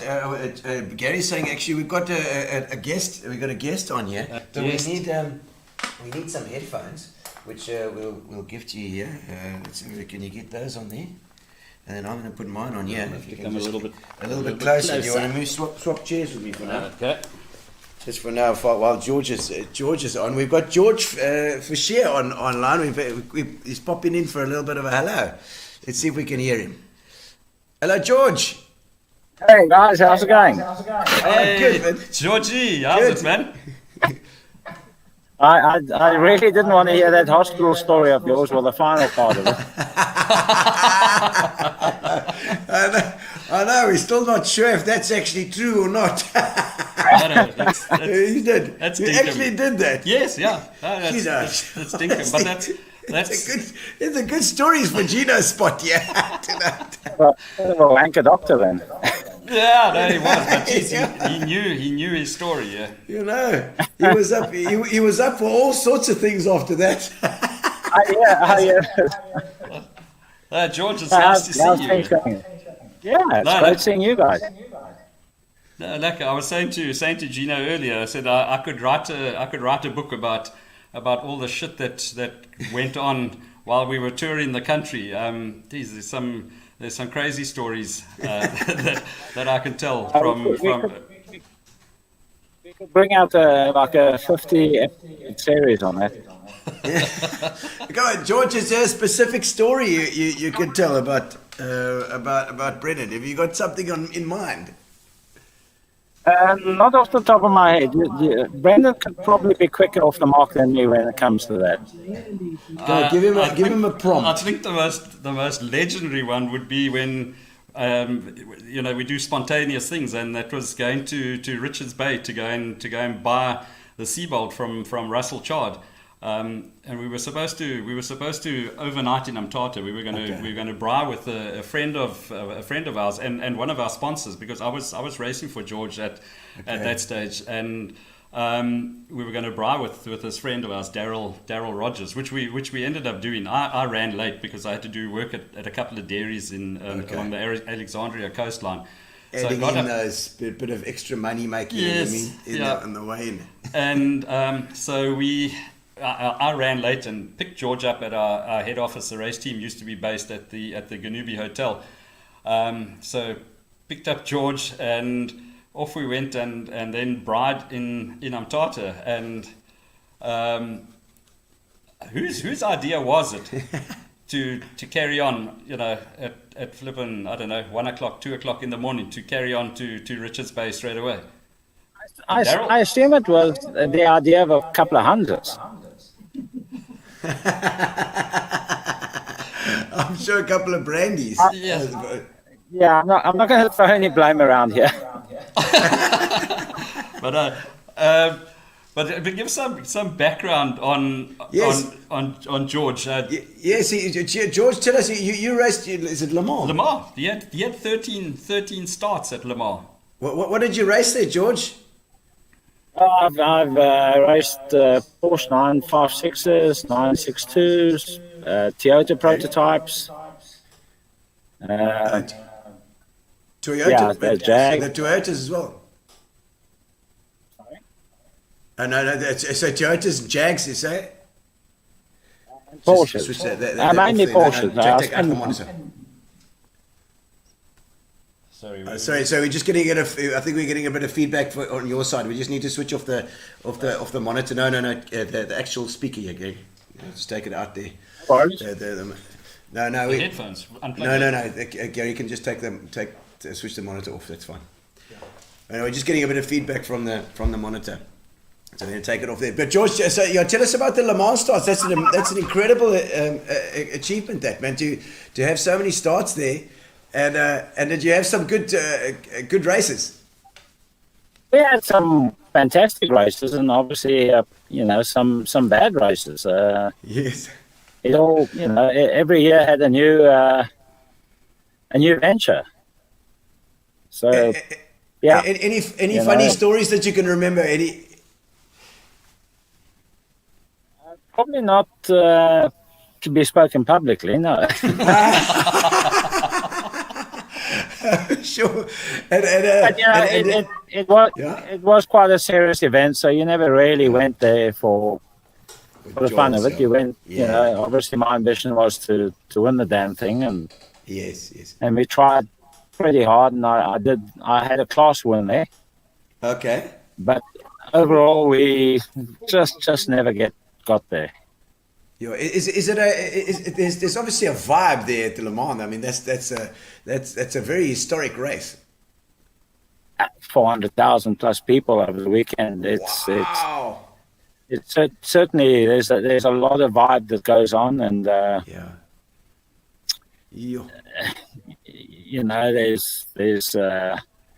there's a lot of pressure. You're driving expensive cars and you don't want to destroy them. Yes. And I'm sure, yeah. I mean, but that was just part of my prototype career. I think I did 180 plus races in prototypes throughout my Okay. career. So 13, 14 Le Mans, whatever it was was a small part of it. Yeah. But also But obviously a big part. Yeah, Japan. I mean, 12 seasons. Yeah. 12 seasons in Japan as well. Gee, was that with also with Toyota there as well? Both Porsche and with Toyota, with the factory team. Gee whiz. What kind of cars you riding there? Is that what class? It was Group C those days, which was basically just under Formula One. I mean, a lot of your Formula One drivers came through Group C, namely Schumacher, Eddie Irvine, Jacques Villeneuve. Yeah, Jacques Villeneuve. She was. Well, junior Jacques, not Gilles. Yeah, not Gilles, not the Gilles. No. Yeah, no. But that's incredible. And so your history with your history with George is quite long as well. Where did you hook up? Hooked up. I think it was after the East London Formula One festival, the Powerboat race in East London, where George made his Formula One debut. Debut as well. And yeah, we hooked up there, and then a couple of races later started racing for him. So yeah, they were crazy times. I guess Sonia prompted him in the background there. Yes. But yeah, we had some very, very good times on the road. For us, we had a checklist. We're going to go racing, and George always had a checklist to make sure everything's packed. And on top of it was the cooler box, brandy, ice, all sorted. Really, that's the first thing you check. But yeah, we toured. You make me sound like a pussycat, yeah. Which gets back to the entire story which you've forgotten, Brendan. Yeah, no. So yeah, we decide, and I'm gonna put the blame on Daryl, because Daryl's bakkie was meant to go in for a service the next day. Yes. And he said, well, if he can organize one of the juniors at work to take his bakkie in for a service, then if we leave now, he'll come with us. So we spoke about it. Bruce Repsol, the Trotskar trip to fetch the boat. So we obviously had another beer and discussed it, and then decided, what the hell? I'd been drinking Olsen's because Olsen's. Yeah, it was a lighter, less alcohol in it. So I said to them, it's still light. I've had a case of Olsen's, so yeah, we can go. I'm fine to drive. So so we said, Daryl said, okay, well, he's going to go and change quickly and pack his suitcase. Yeah. And he disappeared into the bedroom and came back with a pair of rugby shorts on, no shoes, a bow tie. Oh, nice. And a suitcase. His suitcase was a cooler box full of beer, and that's what we put. I had a Mercedes Vito at that stage, so put it in there. We had a mattress in the back, so one oak could sleep. George decided he would do the first sleeping shift. First dose. Good choice, George. Good choice. So we had a single. We had a single seat in the Vito on the passenger, the left hand side. Obviously my seat, and Daryl was up front with me, and then George was just behind me on the single seat, and then a mattress and the cooler box in the back. And so we decided we were going to go to Richards Bay to go and buy this boat. And so George had an envelope full of money. We stuck it. It's like Danny or Don going to stuck it in the Vito's cubbyhole, and off we went. And we hadn't even got out of town. And Daryl said, "Whoa! We've got to buy something to eat." Oh yeah. So we stopped. I think it was a Sassel garage. We stopped and went in there. And Daryl got shamrock pies. I mean, shamrock pies and Red Bulls, and loaded up.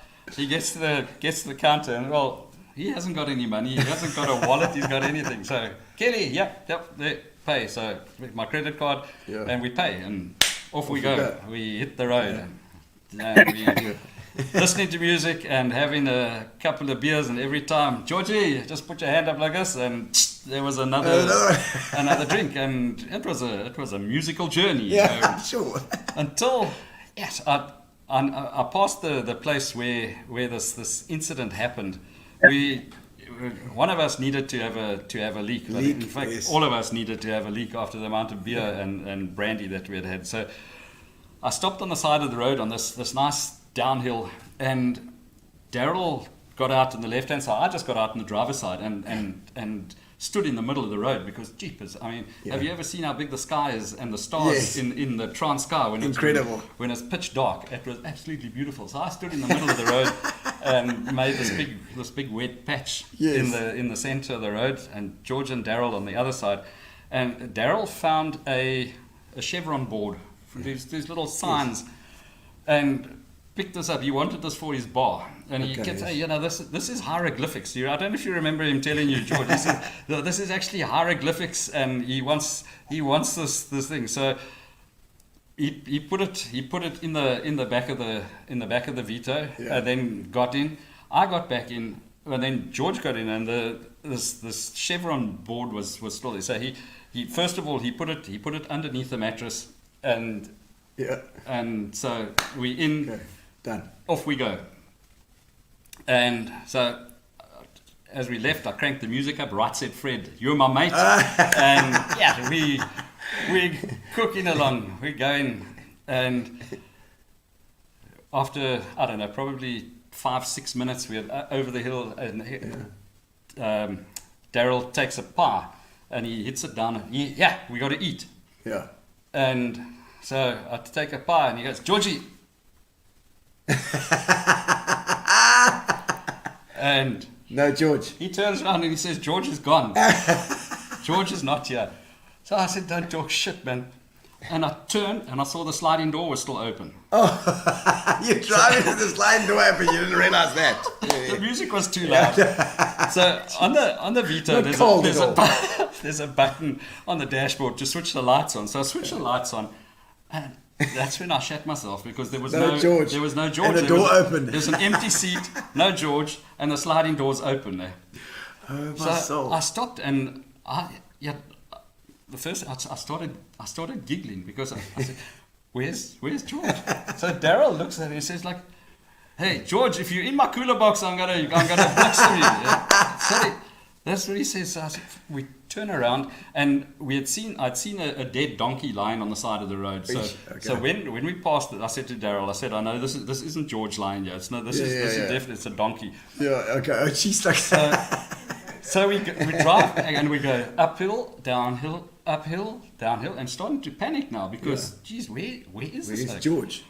And eventually, as we came down the dip and up the other side, I said, "There, look at the wet patch in the middle of the road. Yeah. This big wet patch." I said, "That's where we were." But the worst part, George wasn't there. No George. So then I shat myself even more. Yeah, So where's he gone? do a U-turn and come back slowly. And now we're panicking. And even Daryl's a bigger, and he's like, even he was rattled now. Like, jeez. At least we got the money. Like, Yeah, you're right. Oh, there we go. Yeah, that's we've right. got the money. So we go slowly, and then we see over the Armco barrier, this oak then comes climbing out over the barrier and gets into the car. And it's like, where were you? So what had happened, he had got into the car, but to close the sliding door was quite awkward. You had to sort of unhook it before it would slide. So he then got out to unhook it. And as he got out, I drove off. And turned up the music. Nice. Turned up the music. So When you got friends like this, who needs enemies, George? I mean, being stuck in the Transkei at 2:00 in the morning is.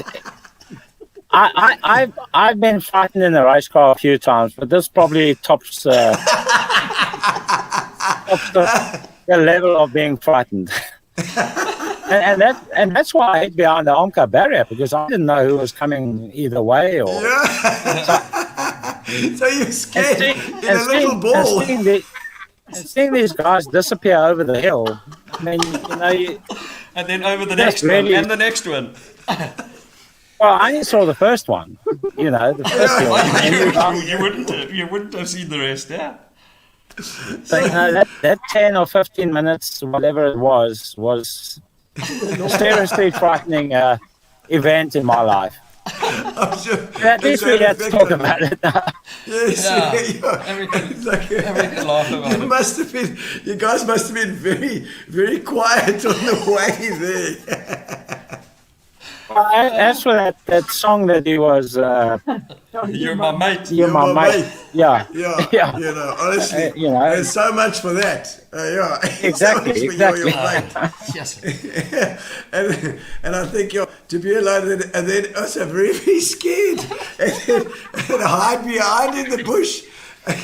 Well, that's what I did. I mean, when we drove back in daylight and you saw there were so many huts and shacks around there, anything could have happened. I'm sure you would have had some good Komboti or something, and it would have been fun. You could have just pulled in there. You would have been fraught by the time they came to fetch you from the next morning, when they realized all your pies were just sitting in the back.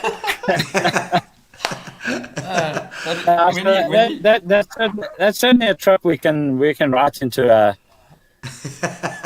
bestseller. A Netflix series, because no one reads books anymore. So we'll do a Netflix series on it. Netflix series on that one, George. Excellent. So when he got back and he says, "Yeah, I knew you'd eventually come back as soon as you needed a beer." We wanted to give him food. The first thing that he did was take his cigarettes out of his pocket and count his smokes. But then you didn't have matches or a lighter with you. I think your lighter was still in the car. You just had his smokes with him. Like, have to go something like that. One of those. Oh, George, thank you, man. I appreciate you coming on, George. Thank you so much for sharing that. You're welcome. Okay. Like George. Guys, have a lucky evening, and then I assume, Brendan, I'll see you down at Neisner. Yeah, we will Excellent. definitely, and good luck. George is taking part in the Samola Hill Oh, Climb. bro, the Samola Hill Climb. I'm looking forward to that, George. Give it Okay, stick. let's catch up. I'm doing the Friday Classic, so the rest of the Okay. weekend I'm off. What are you I'm driving partying. in? What are you driving in? I'm in a 924 Porsche. Porsche 924. Is it? Yeah, so is it that, won't be what's be it, the a most flat rapid six thing, or but something? What? Is that a no, flat six? no, it's the 4-cylinder. Not No, four-cylinder. Okay. Lovely. Well, we'll be Yeah, looking for out all- for you, for all George. All people like me, they give me no power. Thanks, George. Thanks, George. Cheers, Sonia. Oh man. Okay, we can swap out if you want. No problem. You can take these off. Yeah, let's go on this side. But yeah, that's unbelievable, and there's so many Le Mans, and they are, you know, with your buddies, you've got to. You can't leave them on the side of the road in the middle of the Transcar. I felt bad about it, but it's just the way. Yeah, and I mean, imagine trying to do that now. Because that was before I broke my back, so it was like 15, 16 years ago that this happened. But the rest of the trip, I mean, I drove as far as Coxstad, and then.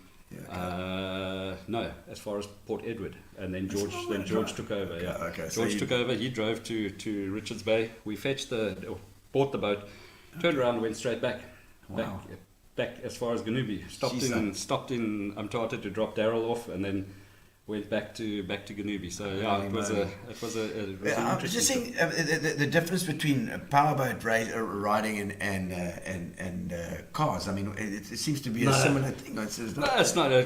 Powerboat racing is like driving a Formula One car through a ploughed field. That's the best way I can explain it. Because the conditions are changing all the time.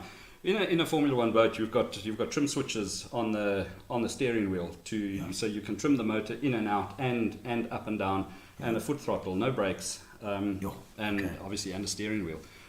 So your fingers are busy. Some of the guys nowadays put their down trim. They put it on their foot, so you want to go down, almost use it like a brake. And we used to wire it that it's motor trim. They're talking about the motor trim, so it pushes it down into it. And you've got two batteries in the boat, so we would the up trim we would wire 12 volts, so the pump would run slowly, and then down you make a 24 volts, so to come back quickly just to stop the boat. So there's all sorts of little tricks in that. But the boats nowadays, the boats that they're running now they are absolutely stunning. They've built big extra crash boxes around. Safety is pretty much like the Formula One stuff. You've got a lot more headroom. There's no way that your head would ever hit the side of the boat. You've got compulsory onboard oxygen as well now. A lot of the helmets, it's just actually got one built in. So it doesn't even matter if you're unconscious. You still the boats have got airbag systems that if it goes over, there's an airbag that comes out behind you, and it blows that it pushes the boat cockpit up. So the driver is above the water straight away. Wow.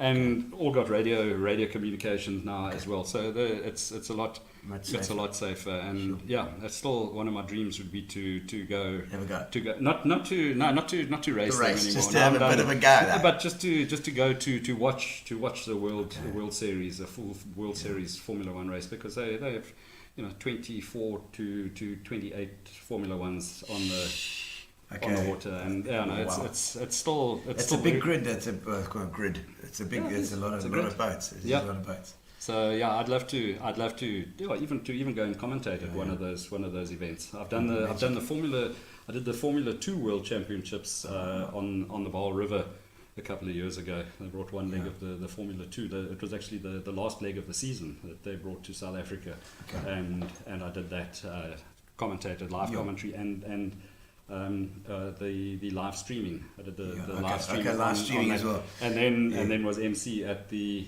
prize giving afterwards. So that's probably the biggest event that I've done, because it was a whole weekend festival incorporated with this, and they did a music festival free.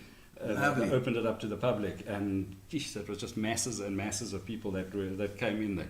and I had to. You enjoy your music as well. Yeah, I love. Oh Yeah, yes, yeah. no, that's what I say. What's your favorite? What's your? I'm an 80s. I'm an 80s. They say that the music that you listen to when you were matric is the music you'll listen to for the rest of your life. You know.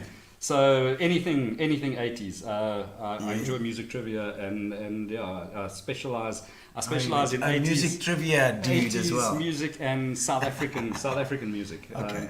But yeah, a big supporter of South African music and especially local talent. Ian Mitchell. Ian, in my connection with Ian and the Music Kitchen. So. Okay. Well, let's have a look at some of the comments. Just a couple of them while we're here. As long as George's Porsche doesn't have a sliding door, we'll be okay.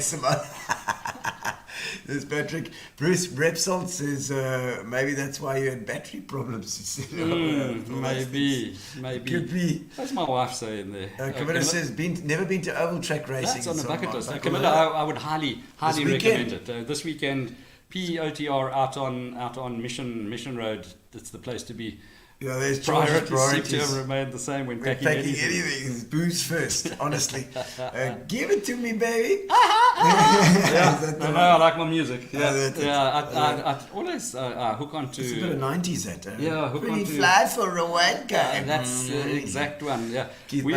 We used to, when we used to go and race up at Queenstown, it was always a Eastern Province versus border. It was like our own mini interprovincial. Yes. But half the, not even, I would say, a quarter of the contest was happened out on the water. The rest happened at the pool table, the darts table, and the bar. Excellent. To see last man. That's the joy. Always last man standing. It's the joy. It's the people involved in it. It's in any sport or any company. Absolutely. It's true. Absolutely. Some of my happiest racing that I had was up in East London, where they used to run handicap racing. Okay. Where I still had the Raven Wildcat, and slowly but surely the guys started dropping out or falling out the boats, and they got hurt and stopped racing. And then I would go take it up to East London and go handicap racing. They had a big clock, and same as the street and fine cars that I was talking about. Yes. You go out and you set Go a time. first. And that was some of the best racing that I had. Because it was, those people become like family to you, and still relationships, you pick up just like that, and still got friends all around the country. The love and the passion of the sports is always going to bring you together. So people always ask me, well, how did you get involved in commentating? Yeah, I said by accident. Yeah. It was. Yeah. It's Brendan, you're on the mic. Go. My very own accident, because Michelle said, when before I left, by accident. Yeah, by accident. My own bloody accident. I was lying in hospital in Milmed still, and the same Daryl, whose camera was on my boat when I crashed it, and he'll never ever let me forget that his camera was wrecked on his boat. He came and interviewed me with the guy, the crew from Supersport, and so Michelle was still up in Pretoria. And said to me, what's the plan? So I said, well, as soon as I can walk, I'm going to be back in the boat. And she said, nah, not going to happen. Okay, not going to happen. Yeah. So it was at that stage that Daryl said, well, why don't you come and work for us? I said, out of all of the drivers, you come across the best. You speak the best. So. Yes.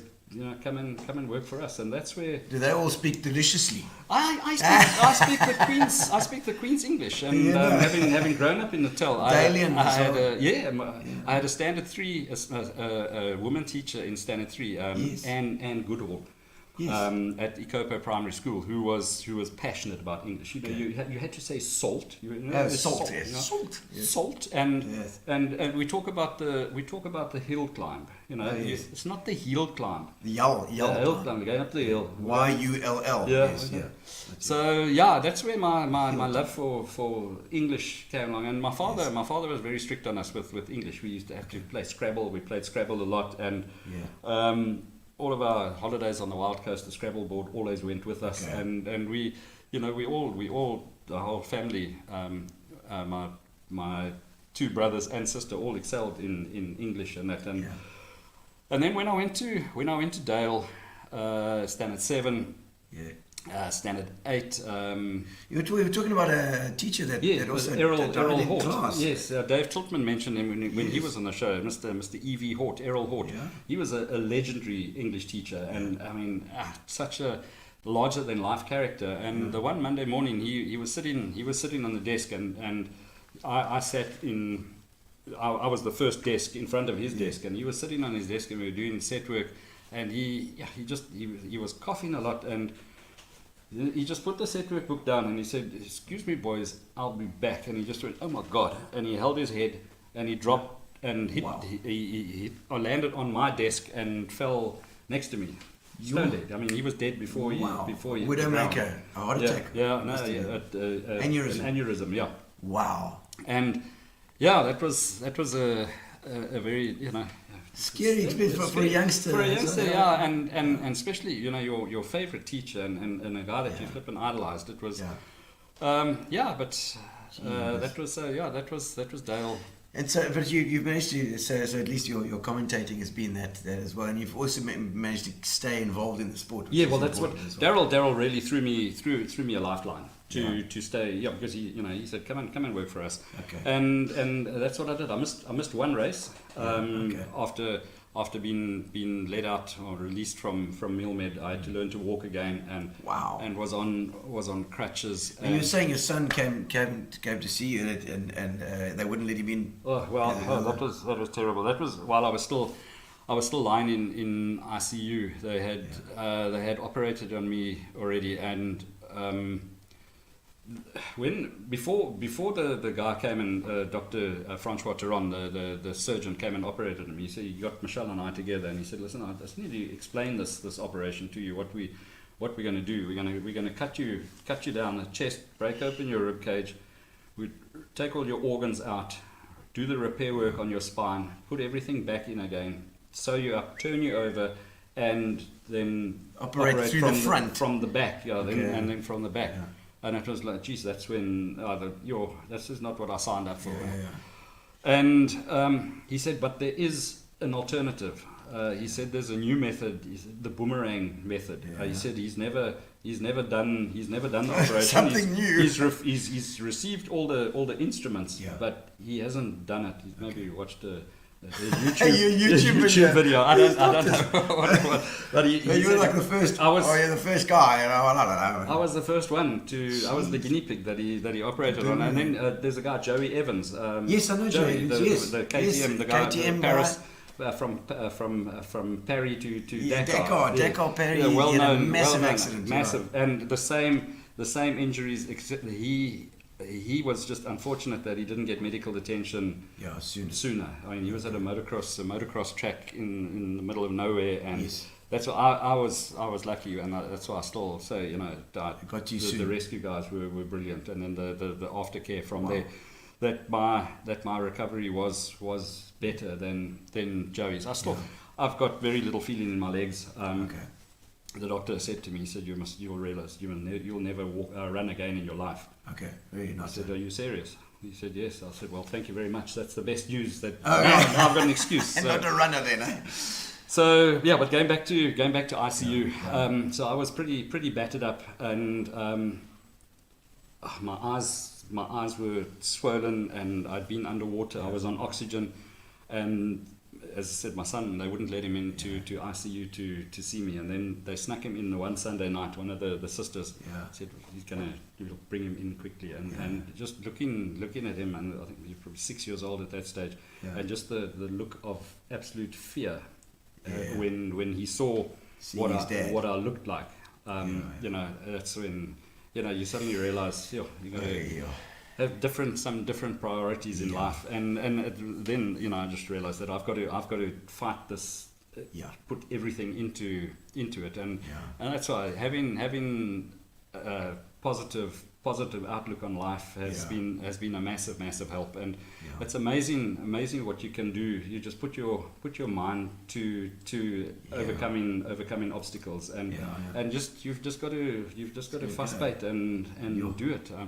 I got out of bed one day, and luckily next to our bed we've got burglar bars virtually from the window up to the top that I could hold on the burglar bars and basically pull myself up until I could stand, and then crutches, and I was going through to the lounge, and at the bottom of our bed we've got a big mirror, and I just looked at myself on these crutches, and I was, yes, you look like a flippant paraplegic. You just look, and feeling sorry for yourself. I took those crutches, I threw them behind a rocking chair that was in the corner, and I said to myself, then I will never use those bloody things again.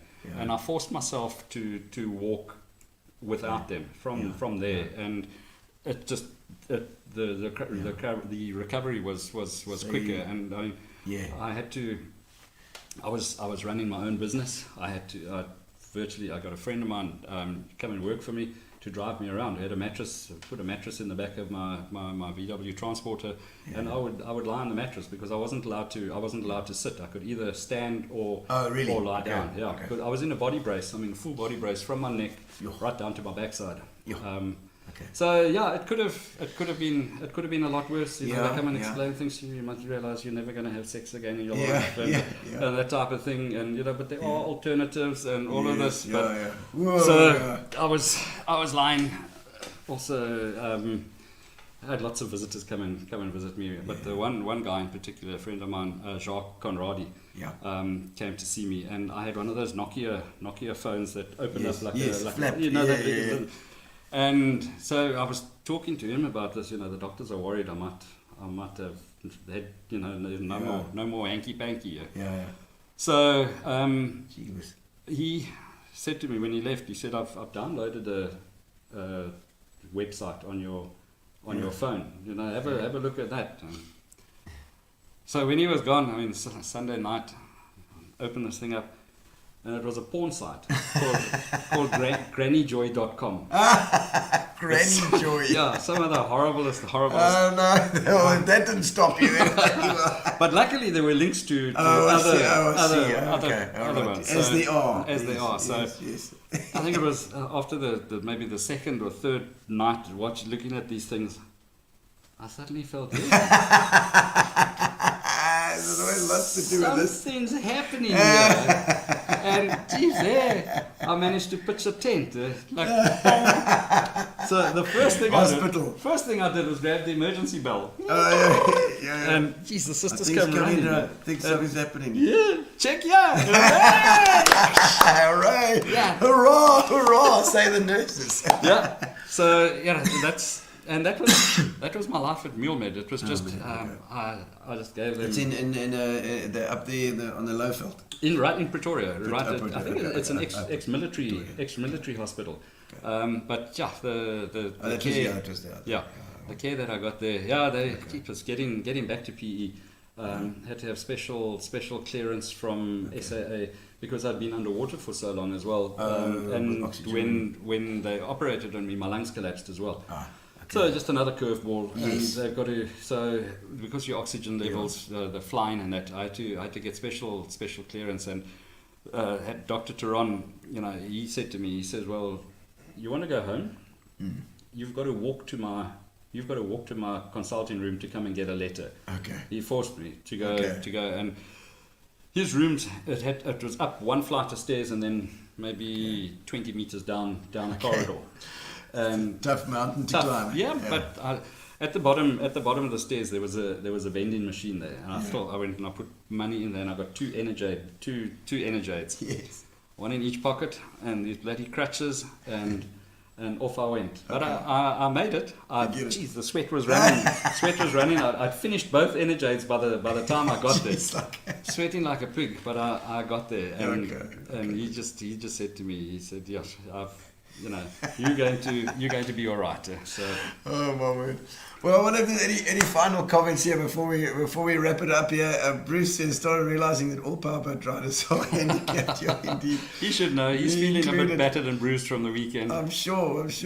Ellie Vergara says, "No wonder you're always in shorts at the early mornings, cold at the track." Yeah, I've got no feeling. My legs are permanently cold. I mean, I at a bra, I'll burn myself or bump into something. I cut myself at Start smelling nice, something nice on the bra. grannyjoy.com. No, not going to tell should you. know, Alan, I've sent it boss. to you before. Hey, Hardo, how's it Hardo going? Bisping. Man, nice to see you watching. Yeah, I haven't How's it? seen Yes, Hardo from Germany. for a Hardo long Bisping. time. Yep. I remember Hardo, yes. Used to do lots of work with him. He did the silos, the feed silos on the dairy farms. Yeah. All right. I So- remember he went overseas. Yeah. But yeah, Brendan, it's been fantastic to have you on the show, man. What is the time? I mean, time It's run away we've with got us. the world record here. It's 20th. What's it? 20 to 9. 20 to 9. 20 to 9. 20 to 9. Here we go. We could talk all night here. We wanted to. We could, yeah. But we've got the competition to do as well. So we're going to check all the guys that are online now. You can win a case of Fitch and Leeds. We normally do this one now, you know. Yeah, because I can't win it anymore. Yeah, we don't do the drums anymore. We ended up get more time in with the talking. Hey, Jan Jannie, van Tonder. funny boy. Oh, so Jannie, funny boy. And I see your car there, Jan. I see it. Wendy will get hold of you. We'll get your details. And you have won the Fitch and Leeds. Fantastic to have you on the show, Brendan. Wow, it's been an absolute pleasure. been great. Really. I know we always ask one last question. Your most embarrassing moment. I mean, there've already been a million of those for you.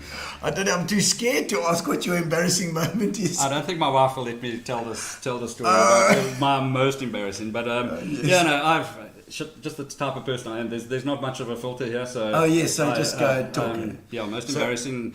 Ricky Ponting comes to mind. The 2009 World Rubber Duck Championships. Yes. Australia were in town playing South Africa. We were commentating at Kings Beach, and I was working with a guy, Brian Eminis, Capital Sounds. I mean, massive systems for the World Champs.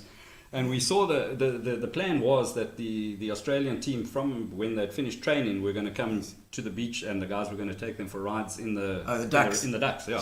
That was the plan. Yeah. But South Africa had stuffed them up so badly in the first ODI that they were sulking, and I saw Ponting going along the sand dunes, making a beeline. So I grabbed the microphone, cordless mics, I got a long range, and I go after him. Hey Ricky. He's like, yeah, hey Ricky. I said, you mind if I talk to you? So I've got the microphone. He said, I can see that. He said, do you mind if I talk to you? He said, no. No, So bugger off, mate. I said, what the hell? And he said, he flipping abused my mother. I said, you don't even know my mother. And then I called him an arrogant little prick. And the next day, Report newspaper had picked up on the story, and it was flipping all over the Report newspaper. So yeah, that was one embarrassing time. Well, I'm sure Ricky's he's got over it by now. I'm sure. No, he's still an arrogant little prick. But thank you so much for coming. It's been fantastic it's been to an have absolute pleasure. Lovely. And thanks very much for all the comments and the Daryl, thank and you. the interaction. Daryl, I Yes. will replace your camera one day, I promise. Thank you, and Jan, fantastic too. And we'll organise that so that you can get your Fitch and Leeds, your case of Fitch and Leeds. Thank you to everybody for coming on. Thank you to Spa, and thank you to Fat Cats for our food, and of course for Fitch and Leeds. Thank you, Grash. Lovely. We're going to chow down now. And thanks for joining us. Remember to subscribe to YouTube. Subscribe to YouTube, indeed. Thanks, ladies and gentlemen. Ciao, and we'll see you on Thursday when we have Dave Emsley. Dave Emsley's coming on for some cricket and all sorts of stories. Dave Emsley's a great storyteller. We'll see you then Thursday. Woo! Cheerio, everybody. Relax, sit down. Coming out of PE town. One drink, find a shot. Never mind your liver, get to Gino Spot. Gino Spot. Get to Gino Spot. Gino Spot. Have a laugh, have a